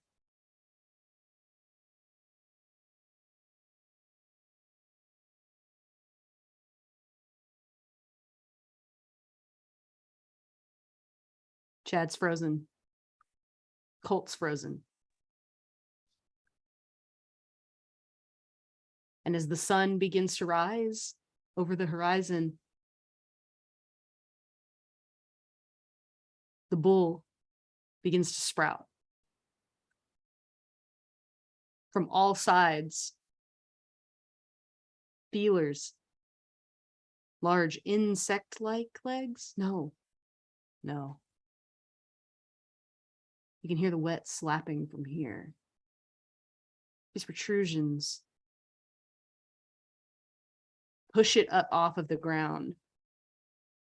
As instead of using the bull legs on that were the hooves that were touching the ground, these protrusions walk it slowly while it still watches you into the woods ahead of you, near the house. But it doesn't charge. It doesn't come any closer.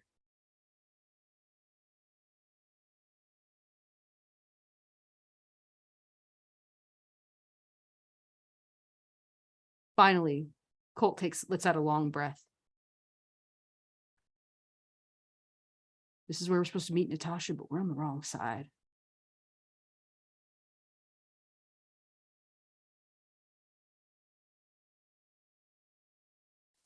Is there something in the book that can get us to the right side? Colt looks at Chad, and Chad shrugs.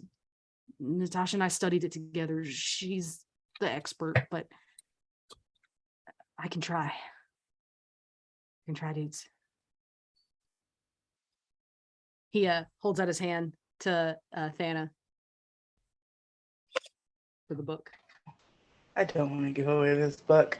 I'm gonna open it towards him, but not hand it over.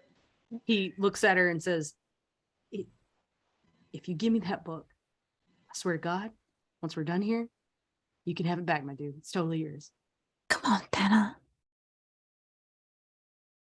Fuck. I'll hand it over. I'm gonna hold on a little longer and then let go. He starts flipping through the pages and he's like, yeah, all that research. Yeah, okay, this makes sense. Okay, I don't know if I can get Natasha here, and I don't know if I can get us back, but I can send a beacon.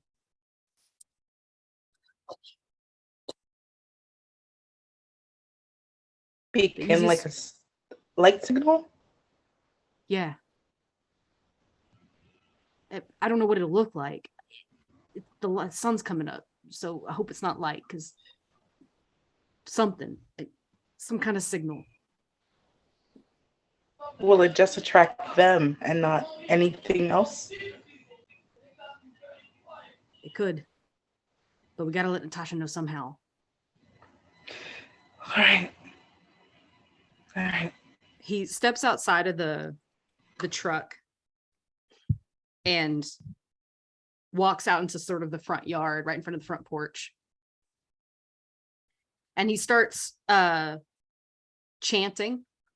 And when he starts chanting, the words that come out of his mouth, it's almost as though his mouth is moving in a way that it shouldn't be able to.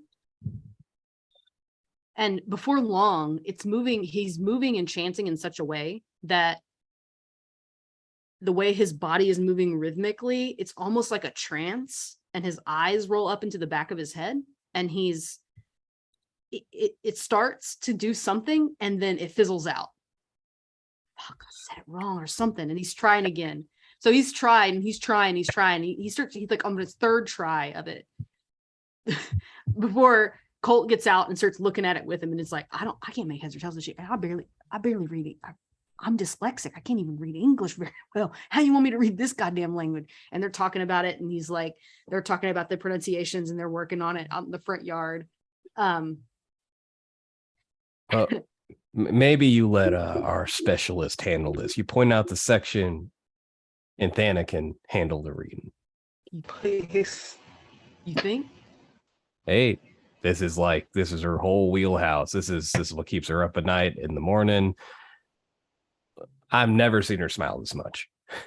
I don't think I've ever seen her smile. It's kind of weird. Yeah. What does it? And if anything, and I'd rather I get tainted than y'all get tainted. So I'm going to try for this. Yeah. So let's give it a roll. I would say this, because there's not really a time frame. This doesn't really have to happen. So you can, I'd say let's go with uneasy. It's an uneasy roll. Okay. And do you want to try to use a scar? Maybe there's something from your past that you could have, like maybe some sort of like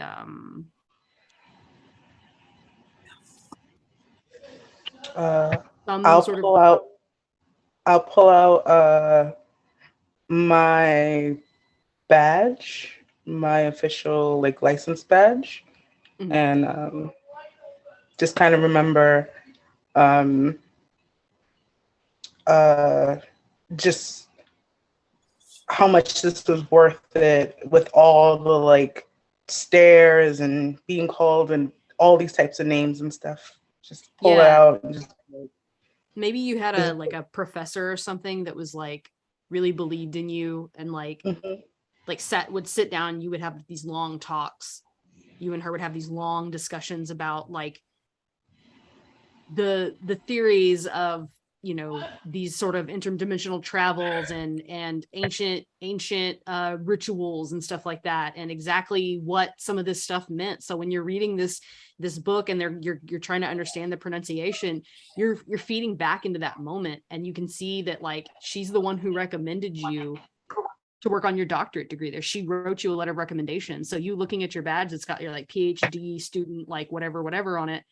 She's the one who got you there. And so though she's not here, that badge is a reminder of that. So I like that. Okay. So give me with 2 die, and then I'm going to give you a help. I'm going to give you this one. So 3 die, because Chad is there trying to help you decipher the language and work on it too. Even though he's an NPC. He's an NPC. He could be hurt though.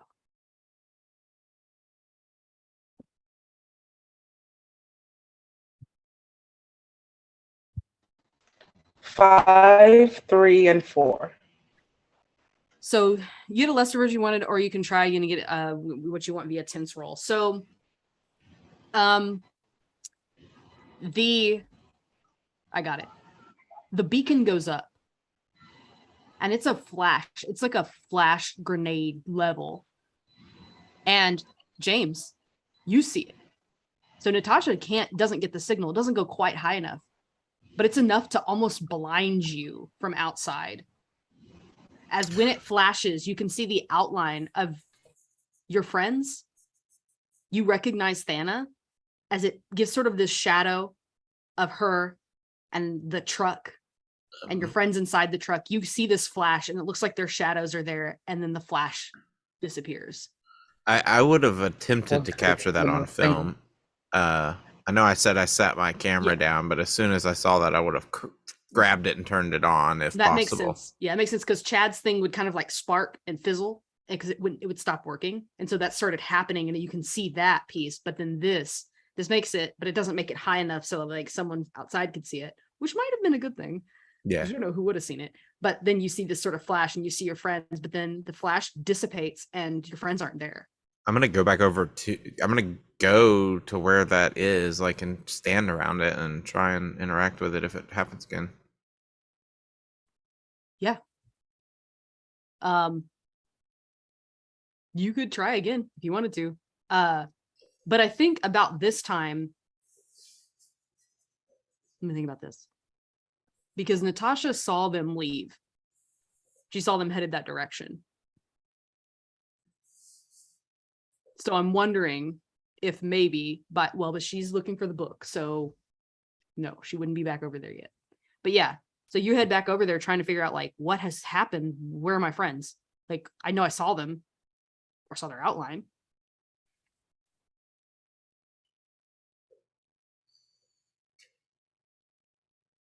Are you trying to like call to them, trying to make contact? What do you? I would, yeah, definitely. Yeah. What's going on here, you guys? It's me, James.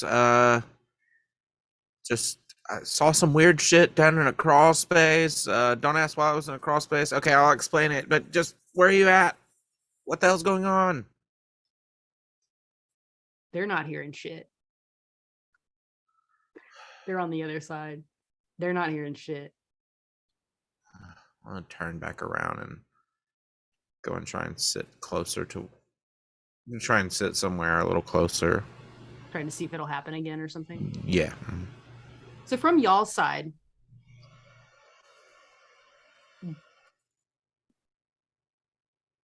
thinking about how to do this. y'all couldn't see James because he was inside the house. You can attempt again if you'd like. Let me think about this. The best way to do this. So if you can, because really the option is you either get a lesser version or you can try again with a tense roll. So we've already really got the lesser version. So let's do this. If you would like to attempt again, because you already gave you the first one, I'll let you do it again as an uneasy roll again to see if you can get it all the way up. So again, you're using your scar again, which you used it successfully. So that was 1 point of hope. So this next one, if you use the scar again, you'll be gambling another point of hope to see if you get hope or despair. And so you can roll 3 again with Chad helping if you'd like. Because really what I should have done is like, you could try again, but it would have been tense. But since I already gave you the lesser success, we'll just do it again, right? These are the rules. We can make them what we want them to be. Yes. Seriously? Same goes for any game. Yeah. Oh, 2 1s and a 5. Okay. So it flashes again, but this time you see James's outline on the other side. And as it flashes, yeah, you're inside this sort of flash, and it does it again almost exactly the same way, but you all see James sitting there looking at it, and James, you see them. Hey, guys. And Chad goes, "Call Natasha." Okay, I pull out my phone and call her, sort of, and I fumble a bit, I'm sure. I put my password in wrong a few times out of excitement and fear, but yeah, eventually get there. And so as soon as he says, and you say, "Oh, okay," it goes and goes back in. Shit. I'm gonna call Natasha then. Natasha picks up on the second ring. Hello, is this Jane? Yeah, sorry. My bad. I meant to text you and say, "Hey, save my number." You know that old thing. Oh. Anyway, so is it normal, along with the fucking weird alien things, for like flashes of light to pop up and like people to be there, but then they go away? Because that's just what that just happened They're twice. signaling. They're signaling. Who was it? Some dude told me to call you. Hell if I know. He did not say his name. Did you see anything else? Yeah, my friends. The flash of light with my friends. I know exactly. That's Chad. It's like someone shined it. Chad and Colt. Yeah. I saw him drive off with them. Oh man, this is good. But wait, they're on the wrong side. Wrong side of what? Shit. Was that They're like a not there. projector or something? I can't explain it quite yet. But if they did that, that means they've got the book. Book? What the? I'm coming to get you. We got to find a way to get back to that other side. Why does it feel like I'm in a Harry Potter novel? What's going on? It ain't Harry Potter. Well, kinda, but a lot more body horror. Okay.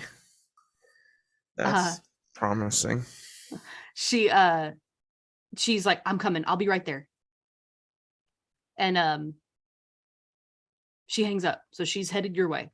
I'm like, I hang up my phone. I'm just like, what the fuck are they talking about? A book? Like a spell book? Or like a manual? Instructional manual? Like, what the fuck is this? Who knows? So back on y'all's side, Chad's like, "I hope he knows who the fuck Natasha is." Shit. That probably wasn't the best message to send. But who knows? James has intelligence. First of all, that's cool. James isn't dead, but we should definitely spread someone we see him. But like, maybe he does know who Natasha is, because who else would have brought him here? That is true.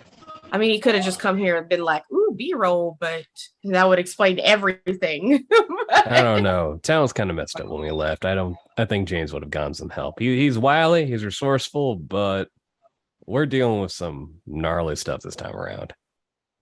Also, how many spritzes you got left in that bottle of yours? You've been spritzing everyone left and I right. got a full fucking bottle. This is supposed to clean Let's a go ahead hotel. and take a measurement. How many spritzes we got left? Let's count them out.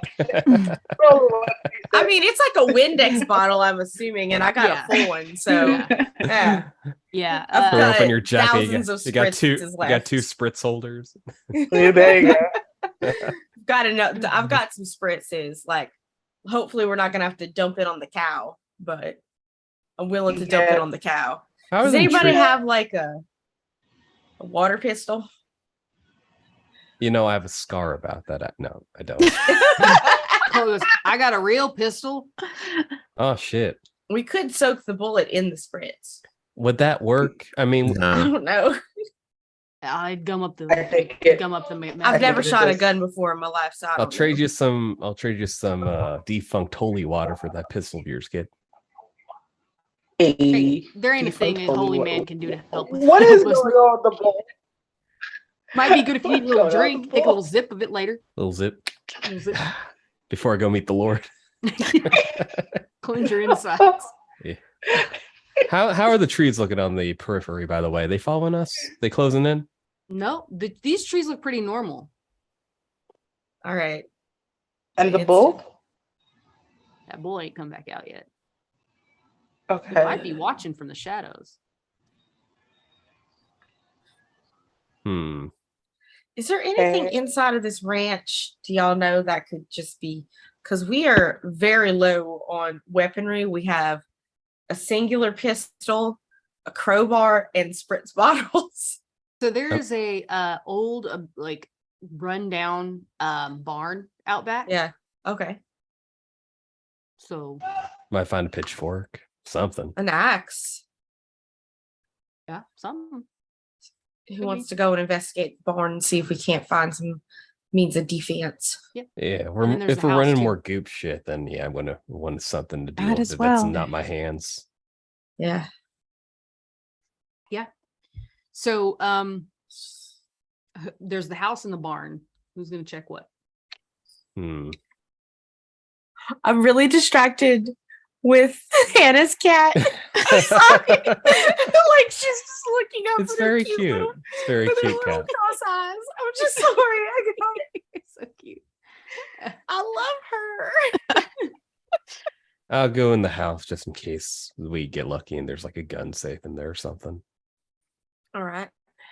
Maybe there's a musket. Maybe. Or maybe there's just something simple like a baseball bat. Yeah, baseball bats. Don't go alone. Please. What's that? I can't hear you as I'm all the way Oh. over. All right. Don't go alone. I wouldn't have suggested go splitting this alone. up again anyway, but can we actually, Kevin, can we not split? Can we all just go Yeah. physically moving in Yeah, the same actually. direction? All and right, then all right. Yeah. So the move house back? first or the Yeah. barn first? Barn House. first, then the Oh. house. Yeah. Well, just in case there's something in the house that we have to whack. I guess that makes some sort of sense. There's probably more weapons in the barn. I don't know. I'll listen. I was wrong about leaving town, so maybe we shouldn't trust my limited Stephen King horror knowledge. But Finally, someone agrees. wow, that is such a that is a Been dick fucking saying move. that. I mean, come on, But let's just to look be- for some weapons. To be fair, I was wrong. Too, Yeah, you so. wanted us to die. I like this new Like- violent side of Sam. Let's go find some weapons. Not- So y'all head out to this barn. It's old. The big old barn doors are like, I mean, they're on the sort of rail system that's like rusted shut, but there is a smaller door around the backside. Windows busted out of it, but you know, you could reach in and sort of unlock or reach in and pull it from the other side to kind of because it's locked from the inside. Mhm. And you know, as you kind of pull it open, it's quiet. There's nothing moving inside. There's old rotten hay over in the corner. It kind of stinks. Ew. there's a wall with like board where they've got like tools hung up on old nails and stuff like that. Mallet, there's an old mallet, an old ball peen hammer, an old some old chain that you can see right off the top. If you want to do some sort of roll, we could probably see what else is around. Someone want to do a roll? I'll do a roll. It's been a while for me. Let's go with uneasy, and since you've got your friends here, you can do 2. Awesome. 2d6. All right, rolling. I got a 6 and a 2. Nice. Cool. So you walk over there, and as you're kind of like pilfering through like this old, like rotten junk that's like, I mean, this stuff is like from the 1800s, nasty looking. You find an old machete. Ooh, It looks sharp enough. It is rusty, but it looks sharp enough. just examining it. +1 poison damage. Plus one Uh, tetanus. What does it, Yep. what does it say here on the hill? Machete of the corrosive touch. I flex a blade. Is it going to snap on me, or still pretty made of good steel? It's pretty good steel. It's rusted on the outside, but that seems to have given it some sort of just a sort of exterior look. It's still because it's been up under some things, so it's been a little bit more protected from the elements than. I give it a good like test thwack into like a lumber beam nearby to make sure the first hit won't just shatter on me. Oh yeah, If it seems pretty sturdy, then yeah, it awesome, bites in pretty good on that beam. nice. All right, this will come in handy. Yeah, and that's about. I mean, there's like I said, there's like a hammer and a mallet there, sort of thing. Some chains, the rope looks like it's rotted away. There's no yucky. Hmm. So it Rachel, probably wouldn't you hold much, but- you a mallet kind of girl or a chain kind of girl? I'm a crowbar kind of girl. Well, I didn't find a crowbar. I found this machete though. That's okay. I already have a crowbar. Oh, okay. Sam, are you a mallet kind of girl or a chain kind of girl? How's the chain looking? Does it look like it might hold up? Yeah, I mean it's rusty, but it's heavy Alright. chain. I'll take the chain. Yeah, worst comes to worst, we can use that some like tie something down or tie someone up, I Mhm. guess. Yep. All right. Now that we're officially armed to the house and we kill whatever we find inside. As you step outside back through this door,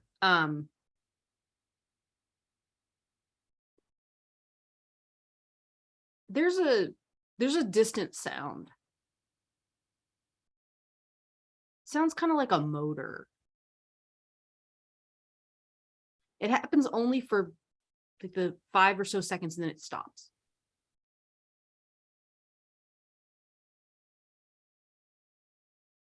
But it seems to be coming from deeper into the woods. Did y'all hear that? Mm-hmm. Yep. That sounds like a good signal to hurry up and get the out of here. Let's go, house. So Who has the mallet? Who has the chains? I have the chain. I have a machete. I'm gonna We left the mallet. Okay. I'm gonna spritz your machete and your chains and then the crowbar so that way we have objects with the stuff on it. There you go. good thinking. I got a spell book. Do you want me to spritz your book? No, please. Why don't you have the mallet, Dana? Okay. I got the book. You should like No. you can dual wield a book and a mallet. I'm Yeah, just saying. multi-class. Yeah. You can be a wizard and a barbarian, okay? Like, Okay. might take a couple Okay. levels, but we can do it. Better than nothing. And then I'll spritz your mallet. All right. We got it. Strength 8. You're a war wizard. It's fine. Chad and Colt are, as you walk back around the house to the front side, are looking towards the woods wide-eyed. I don't like Anything you that. Don't move. Yeah, we heard it. Signal. Look, it sounds like the elevator. The what? What? There's an elevator in there. It goes down In the In woods? ranch house? in the cavern. So it's like a mine. It's not a cavern. It's a cavern. Someone tried to turn it into a mine. They failed. Right. Is that the sound of it? Something coming up or something going down? Sounded like it was getting louder, didn't it?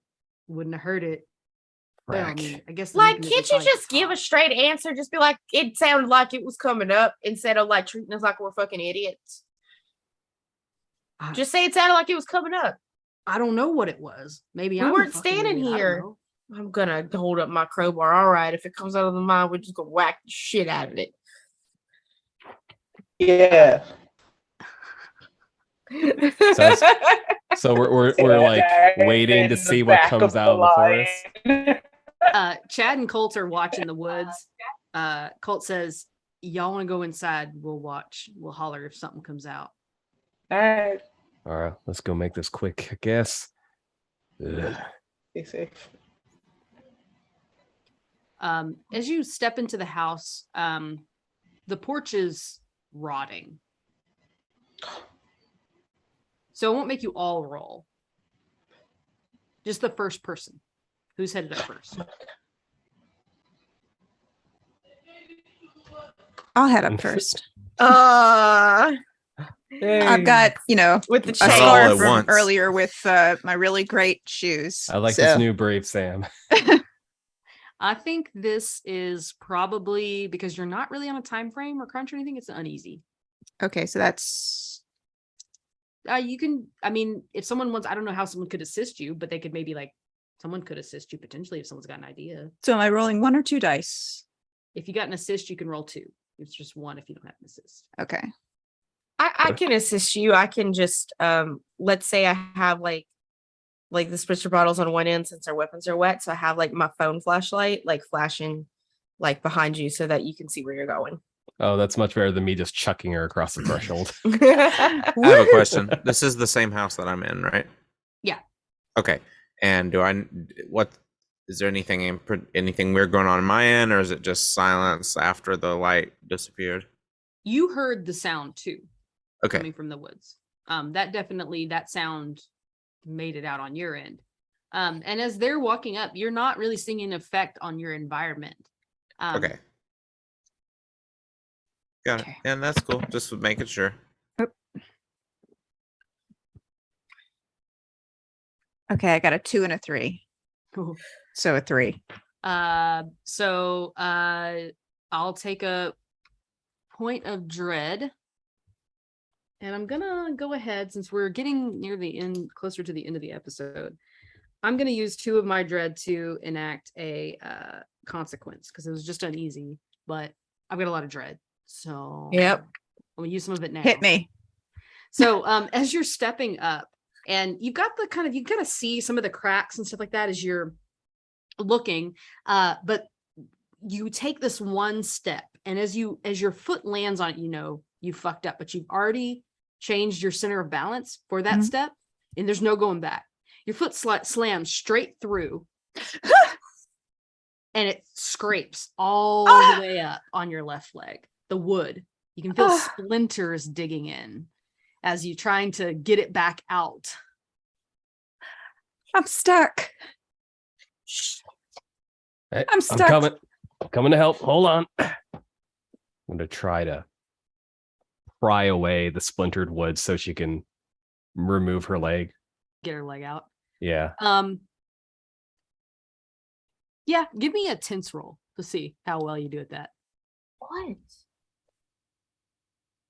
Hey, Dana, come over here. Give me a hand so I can roll 2 dice. Well, I'm the one with the crowbar. Rachel so has I a can- crowbar. That's That's perfect. why. That's a scar No, item. no, we need the book. We need the Yeah. book. Okay. Yeah. That's a scar item too. So you could use, I would allow you to use the help and then the scar as well. So roll 3. Yeah. Since you've got her Okay. assist. Yeah. Or should Rachel be rolling since she has the scar? Yeah, I can do it. Yeah. If you want. Yeah, Yeah, That'll I be will. I fun. will help you so you can roll with 3. Okay. With my scar item. The highest I got was a 6, a 2, 4, and a 6. hell yeah. So you're Yeah. able to pry her out. She is cut up and her leg is hurting, it's smarting, but you're able to pry her out effectively. And that is another point of hope because you used a scar. Hey. Hope is winning, y'all. Y'all might come into this last episode with a little more hope. Oh man. So yeah, you get her out and y'all are able to kind of navigate the rest of the way across. I mean, Sam's limping now, but as you make it in, James, you hear a door creak, but the door doesn't open. Son of a bitch. Yeah, my character at this point is quite scared. He's grown hardened over the years with creaky old houses. But this is not a normal creaky old house situation, clearly, based on the things he was fighting under a crawl space earlier. So he's definitely going to try and move back further away from wherever that noise came from and stay on guard. Yeah.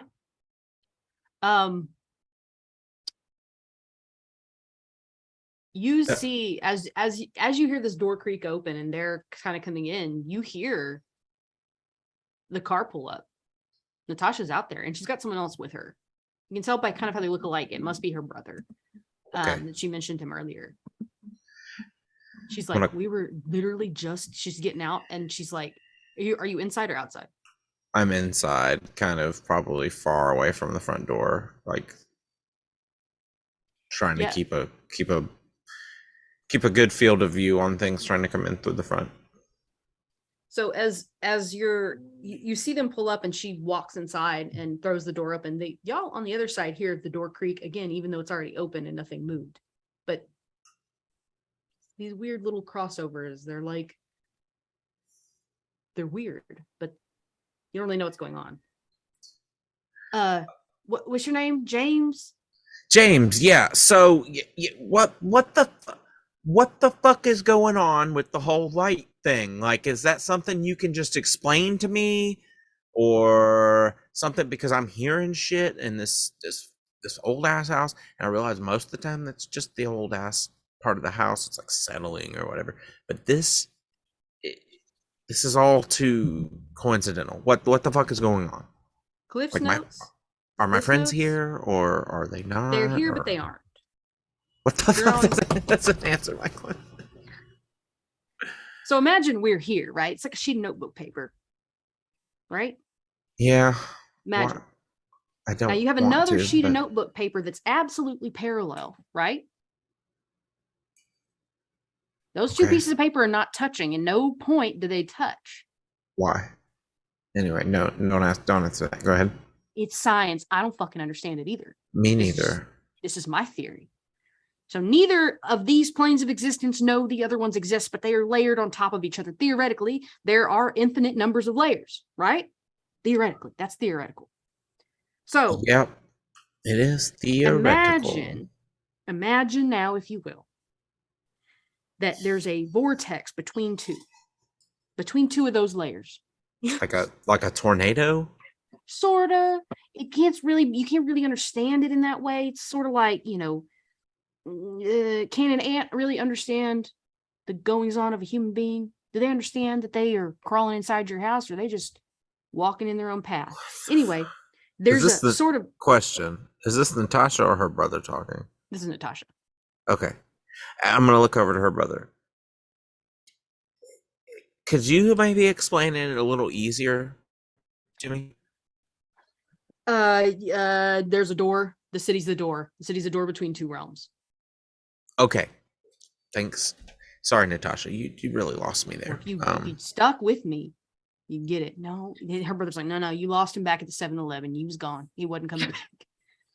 Yeah. So, Okay.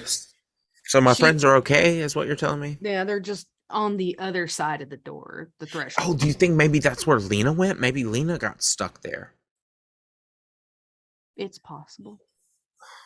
Or maybe, hopefully, she didn't get eaten by whatever's. Yeah, never mind.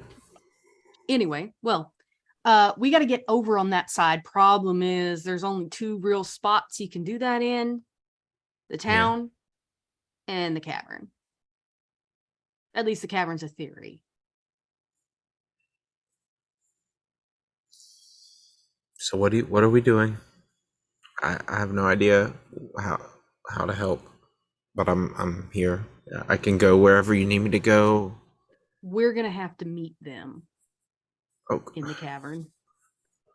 okay. Yeah, I don't have any climbing gear on, but I'm wearing decent boots.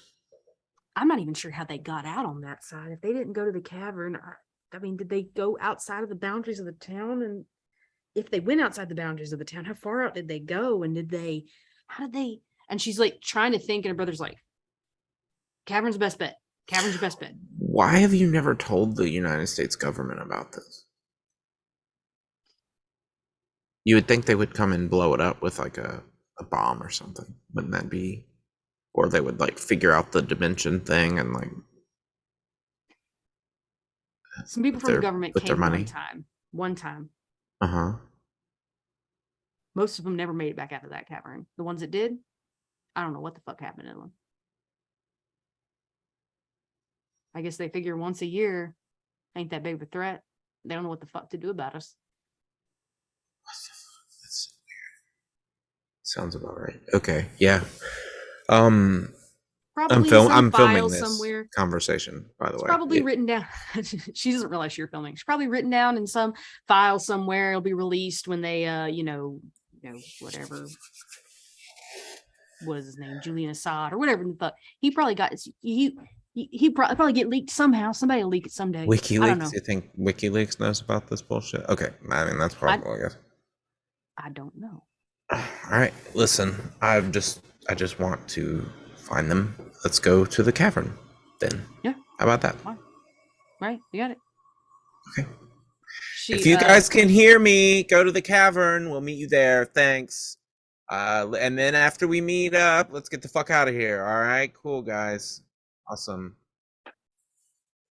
They don't hear me, I'm sure, but she thinks for a second.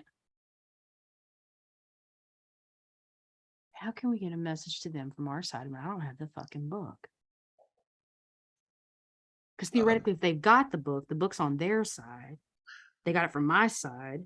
I did hear some door squeaks. Maybe we can squeak the door in Morse code. I don't know. Do you know Morse? Morse code. That's it. She looks at her brother and her brother goes, yeah, fuck. He goes over there and squeaks it a few times. And y'all can hear it squeaking. And it's like, okay, he's trying to get down, like, how do I make it squeak and, beeps and boops? Like, how do I make it like... And if you know Morse, Kevin has to. He's old. It's like how they used to communicate back in the day, right? Yeah. What the hell is that racket? I don't know. Would anybody know Morse code? That's the question. SOS is pretty easy, right? Isn't that like not common knowledge for olds? I'm old. I'm not a veteran. That's true. Yeah, I'm trying to think if anybody would know. Probably not. Perhaps maybe through a scar, but yeah, can't think of someone. anything.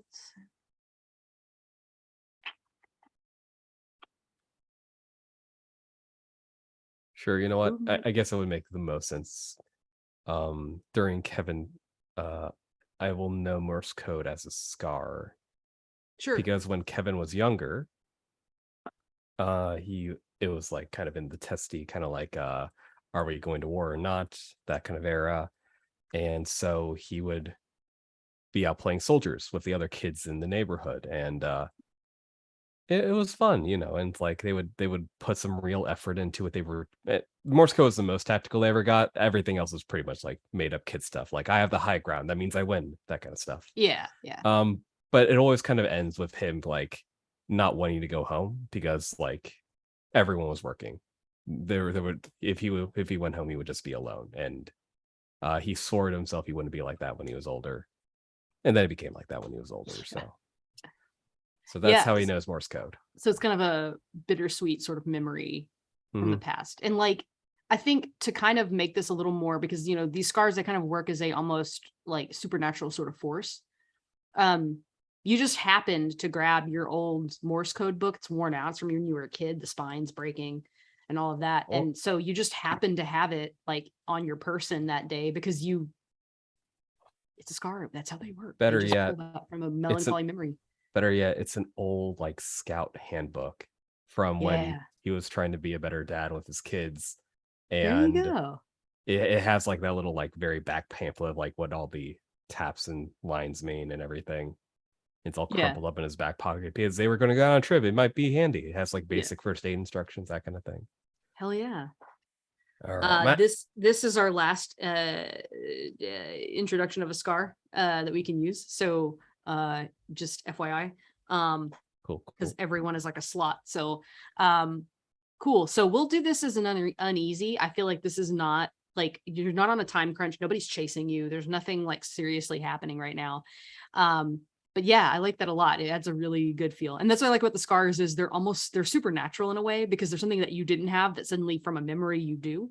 So you reach back in your back pocket and pull out this old Scouts handbook, like I was going to take my kids to go camping with this sucker. And I was going to learn and I tried and then I did it and they wouldn't. So as you open it up to the Morse code section, you hear the street, I don't know Morse code. So and it's like long, short, long, short, long, you know. And it's like basically saying meet at cavern.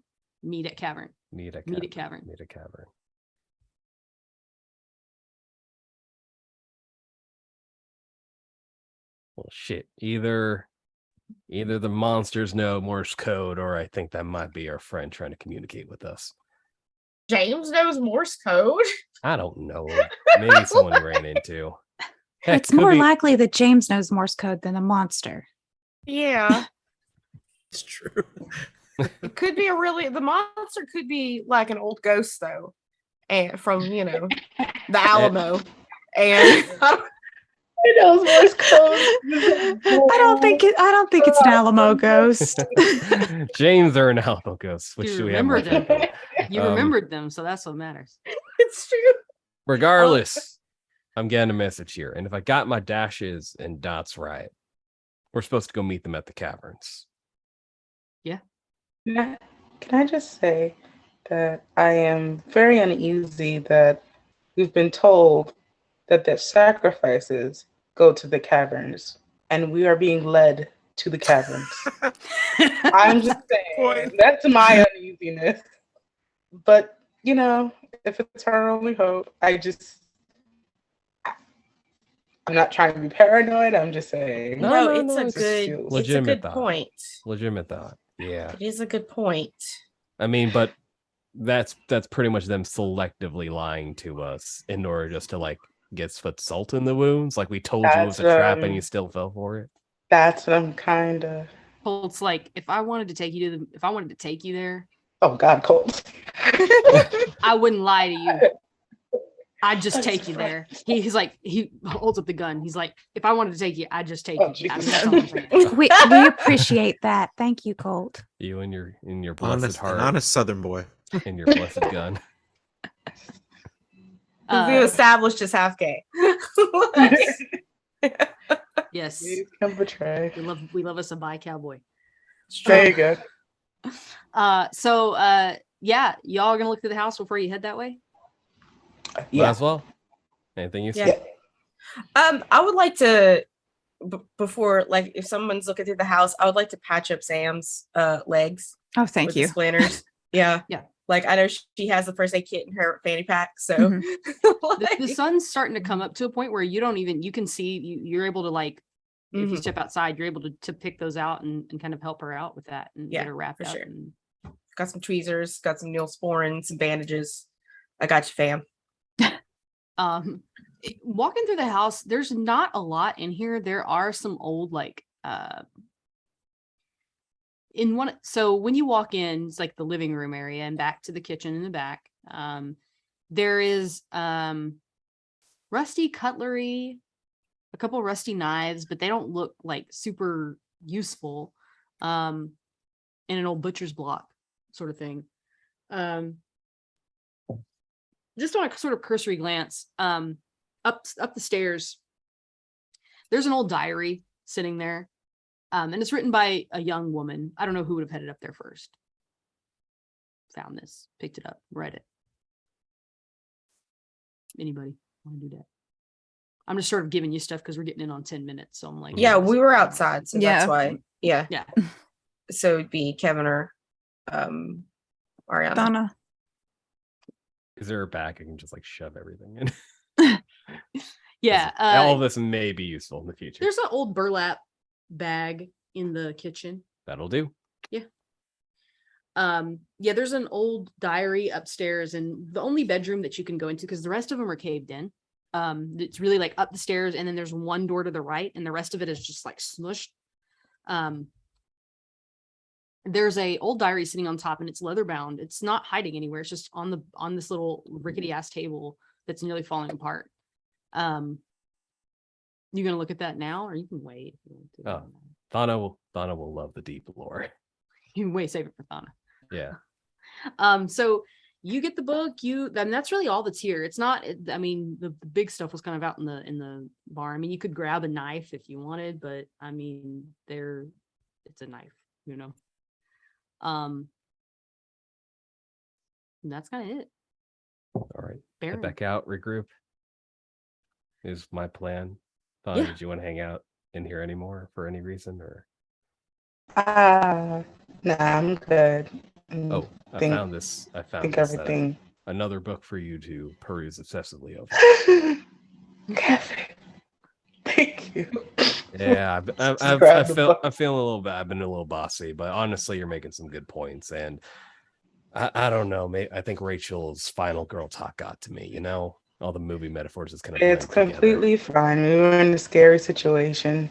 Naturally, mob mentality wins all. Yeah. Oh, damn. Get Colt's here.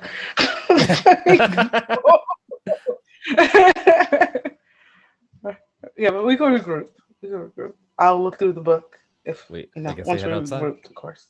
Yeah. Chad and Colt are kind of gathering a few things from there's a toolbox on the back of the truck, and they've got some rope. Looks like good rope. Some other things they're kind of gathering up. They got a small backpack with some flashlights and things. They've been kind of preparing for this just a little bit. So they have a few sort of things that would help with getting down into a cavern if they need to do that. So as you open this diary, it's old and it's got some water damage to it. It's mildewed a bit, and it's leather bound. It looks old, like 1800s old. And the pages are really stuck together. It's hard to kind of peel them apart, but you manage to kind of get in towards the middle. Some of the pages are loose. So you're missing the front end of the story and the back end of the story. But I'll be honest with you, this diary was not finished. And you can tell by the handwriting, it's very pretty handwriting, but it's the handwriting of a young woman. There's just something about the sort of floweriness of it, and that it reads like, you know, like what would today's day and age would be like the hearts over the eyes and sort of cuteness like that. But as you're flipping through, you get to one page that's unstuck, and it's really sort of in the middle. There's a few more entries after that, but you can tell that like you're nearing the end of where she stopped for whatever reason. And it says, Dad was out all night again. He acts like nothing's wrong during the day and that everyone's crazy but him, but Junior's been watching him. And I know that's killing Junior because he can't go out anymore with his friends. And that used to be the things that he did. I feel bad for him. He's trying to protect us. He's the man of the house now, since Dad's lost it. And then the next entry says, I woke up with Dad in the corner of the room last night. I don't know what he was doing there, but when I woke up, I felt like I could hear something breathing, maybe. And there he stood in the corner, barely visible, his eyes shining in the moonlight. They didn't look like his eyes. I froze. I didn't know what to do. We stayed like that, staring at each other until the daylight hours, when he blinked slowly and walked quietly back into his room. I'm afraid. Mom says nothing's wrong.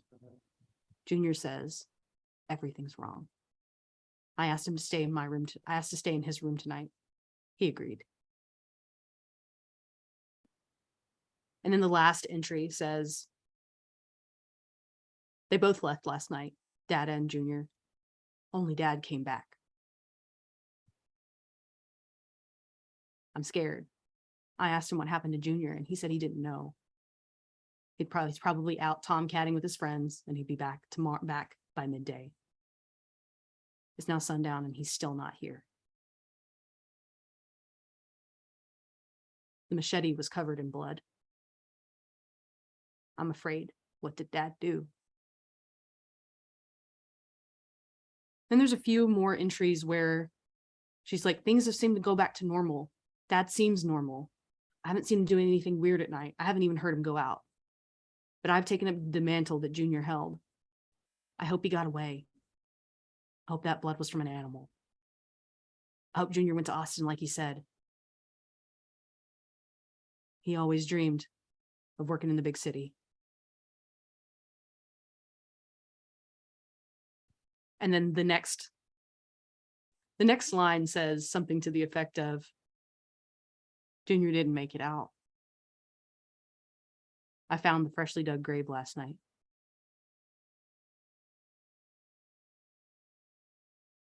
I dug until my hands bled, my fingernails broke off. I crawled inside and laid beside him and cried. He was chopped up. Dad has to pay for this.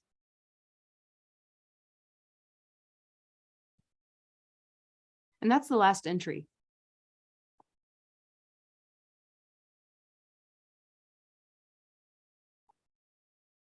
In this journal. And as you're reading this, you feel this sort of tickle up your spine. Whoever this girl was, you get the distinct suspicion that she didn't make it either.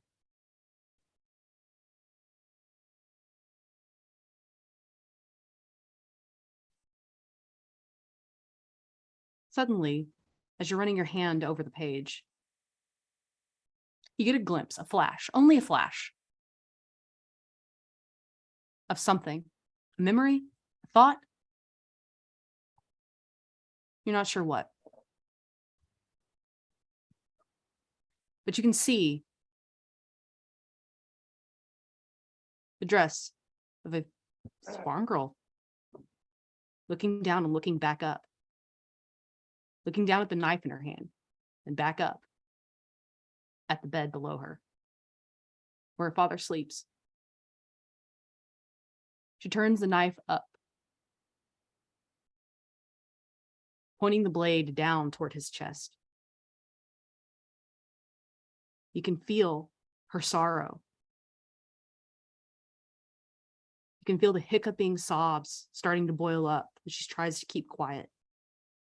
She glances over. You see a fairly attractive middle-aged woman laying in the bed next to the man that the knife is pointed at. She lets out a hiccup again, and the man opens his eyes, and they glaze over. His brow furrows. And a voice that sounds like 3, 4, maybe 5 or more people roils up out of his belly. What are you doing there, little girl? And the scene cuts.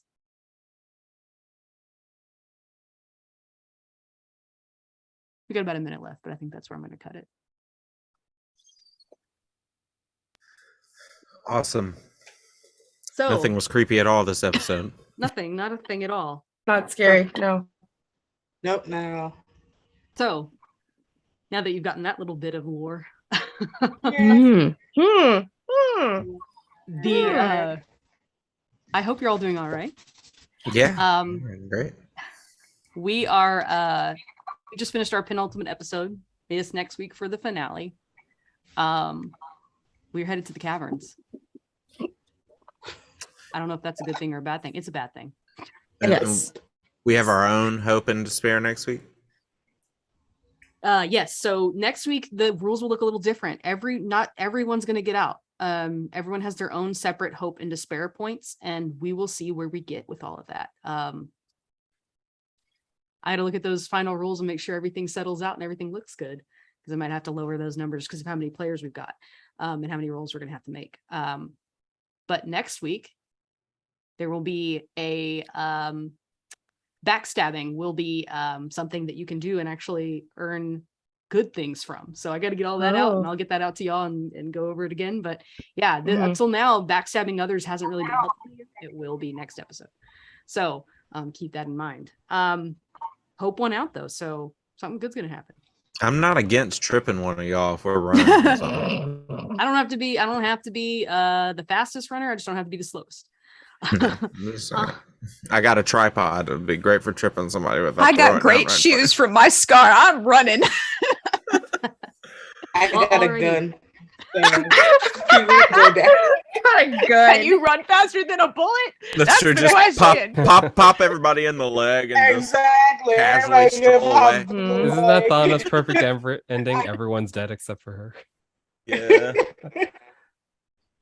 But yeah, so I'm gonna let everyone tell us. I'm gonna go around. We're gonna let you tell me after that horrible, terrible moment I just narrated. Tell me something good. Tell me what you're working on. Tell me what you got coming up. What's coming down the pipeline? What's going on? And yeah, where we can find you on the internet to reach out, because I know, if you guys aren't sure yet, put these folks in your games. So I'm gonna go back around in the other order. I'm gonna go start with Yutsai. Hello, it's the other order today. I'm Yutsai. You can find me on Twitter at TSAISU. I am. Oh no, that game ended and I'm sad. I am also in the Initiative Order's The Old Town, which is a Vampire the Masquerade game set in Boston, where I play a Tremere who is just a kid, pretty much a university student, does not know how the Kindred world works, and he gets into a lot of trouble. But he has magic, so everything will work out fine, hopefully. It'll be great. Yeah, it'll be great. I'm also a professional GM for the curated play program for Magpie Games. In the next week or so, they'll be releasing the set of games for September, and I will be running a game of masks. So if you want a guaranteed great experience with either myself or any of the amazing other GMs on the platform, feel free to check it out. It's all Magpie Games. So if you're into the new Avatar Legends game, Masks: A New Generation of Heroes, then they have Oodles more like Urban Shadows and Apillion, which I believe is like a dragon game. So feel free to check that out. Yeah, that sounds awesome. Magpie makes some great stuff. That Avatar Legends rules. Oh yes. We're looking at some of the rules to kind of augment another system we were working on, because the system we were using wasn't great for another show I'm on, and it they rule. They're so good. Okay, so Val, what you got? Oh man, what do I not have? Okay, so first off, hi, my name is Val. You can find me on Twitch and Twitter at Valdriath and TikTok apparently, but I mostly talk about books there and do silly memes.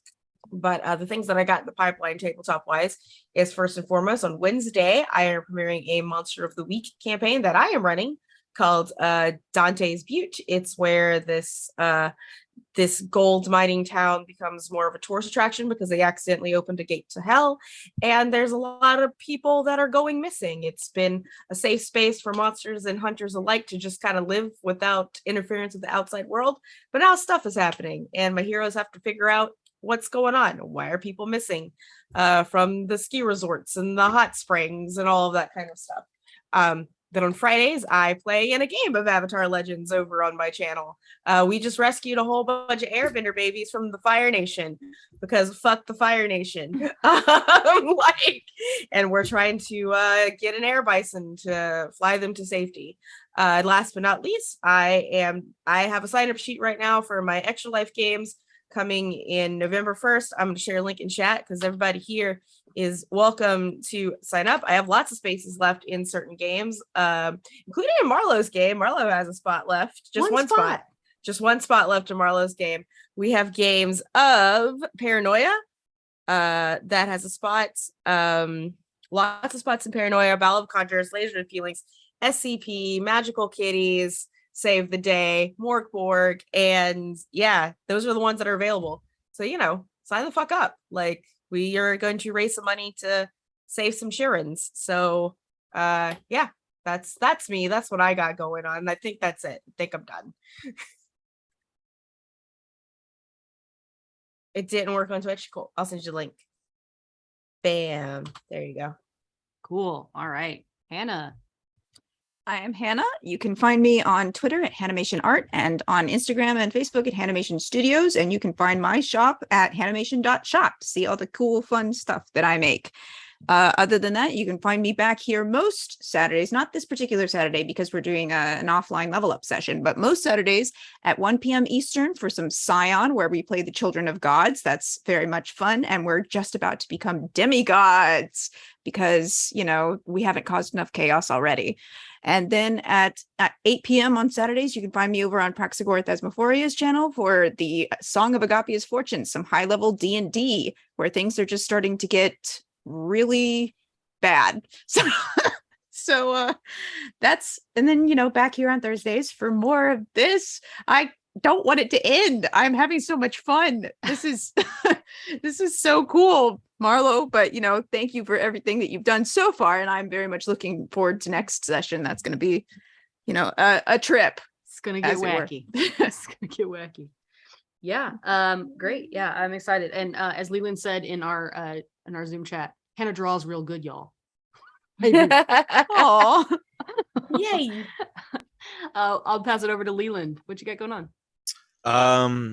Hey everybody, I'm Leland / Leopold the Just. You can find me on the internet pretty much on most platforms at Leopold the Just. As far as what's going on, more Magpie shit. This Saturday on Weave the Tale at 8 p.m. Central or Eastern, 8 p.m. Eastern. I will be running my Urban Shadows game. It's the second season, but we're not really phrasing it as that because it's like two separate channels that the seasons happened on. So it's kind of more like a different story, like almost like American Horror Story sort of. But most of the characters are different, but there are a couple of characters from last time. But yeah, it's great. It's set in like a fictional New Orleans called Linwood Cove, and we have quite the cast of characters as you usually get out of an Urban Shadows Session 0. They all have all sorts of messy drama with each other, and last season there was a love triangle, but that ended, and then now one of the players just threw a love quadrangle at me, so we got that going on. So that's going to be real fun as an MC. But yeah, come check it out on twitch.tv/Weave the Tale. Other than that, I signed up for a casting call for a Cyberpunk Red game that I'm hoping I get, so cross your fingers. All right, cool. That's about it. What is your Urban Shadows game? Is that my life with these love triangles and love quadrangles? I'm just kidding. Complicated. Yeah, is it a love quadrangle with a demon, a vampire, and a fae? Is that your life? I mean, I guess it could be. Yeah, that sounds like Marlowe's life. Up. Yeah, just make it a polycule already. Come on, y'all. Let's just for real. That's what I'm trying to tell him. Become a polycule. Just make it a polycule. Imagine kitchen table polyamory with that crew. God damn.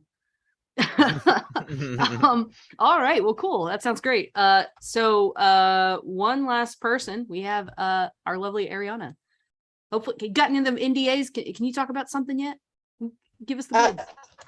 Yes, I can actually talk about things now. Woo! Just because a few NDAs have lifted, I will be voicing a few characters on the critically acclaimed We Are Still Alive. They have been running since like I think I was in like early college. So it's just Wow, great yeah. to just, I've been a fan for years. So it's just great to have a voice on there. Hell yeah. I will also be doing cold horror stories for I think it's the Warhammer. Yes, it will be the Warhammer on Twitter. I'll be Oh, yeah. announcing these things. I forgot. I will be in a little commercial. Hopefully, when I get the reel, I will be able to put it up. So thank you for these NDAs pushing up. I played a goddess in the 4th season of In Between. Anyone who knows In Between the Goblin's Head, I was the goddess of luck, and they finally released the two-parter Q&A with all the actors and actresses. I love that crew. They're very nice and beautiful people, and I support them all the way. And I just thanks for the opportunity. You can find me at Leia Eva _ at twitter.com, where I'll be making these announcements and so many more.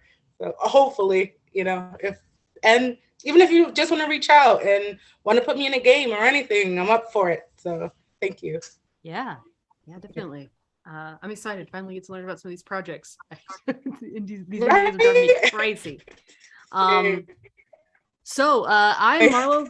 You can find me on Twitter at Marlo Bogwitch. That's Bogwitch with 2 G's. I specialize in horror. That's what I love. I want to do more of it. Next month's coming up. I've got to reach out to some folks about I'm thinking of running some one shots on a few different channels. So stay tuned in for that. Current projects I have working on. I will be on High Shelf Collective on I think it's what's the 3rd? Yeah, Mondays in October. We are playing Necrobiotic over there. Being run by the lovely Mitch. And I'm very excited for that. There's a lot of really great crew on that one. Also, we're still going over on Other Doc. I see you out there, Jim. I saw you in the chat. I'll be on Other Doc's channel on Thursday, starting again next week. We're playing Cult Divinity Lost. This game is wacky. There was like underground tunnels and there was a labyrinth, like Secret tunnel. Yes, Hollow Invective is just amazing. DM, I'm so glad to be GM to be running and playing a game with him. It's amazing. Other than that, I have a game on next Monday. On next Monday, I have a game over on Lost Caravan. We're playing Pathfinder 2e. It's my first time ever playing it, so you can see me bumble through the rules. It'll be a great time because I don't learn anyway, but by doing. Other than that, I am on a podcast network, Misconceptions Podcast Network. Sins of the Father is a 5e game. I don't know if we've officially said, but we're running on a slight hiatus right now because we got to find a new editor. I do not have time to edit anymore, so such as it is. It's 5e game, kids, looking for the missing fathers. It's a great show. Lots of great effects. I edited it, so it's good. Then we also have A Tales to Inspire, which is running right now. It's 1940s superheroes. I'm playing a 1940s Hollywood starlet punching Nazis, and she has telekinesis and telepathy powers. Yeah, so that's all I've got right now. Hoping to have more to announce next week as far as horror games go, because that's where my heart is, in those horror games. So hope you all had a great time. We are going to peace out. Hope that my cast and crew and my lovely audience members can get some sleep tonight and not dream of some Cronenberg-esque things. I'm afraid it might not get any better. It won't. And we will see you all next week for our finale. Thanks. Bye. We love you.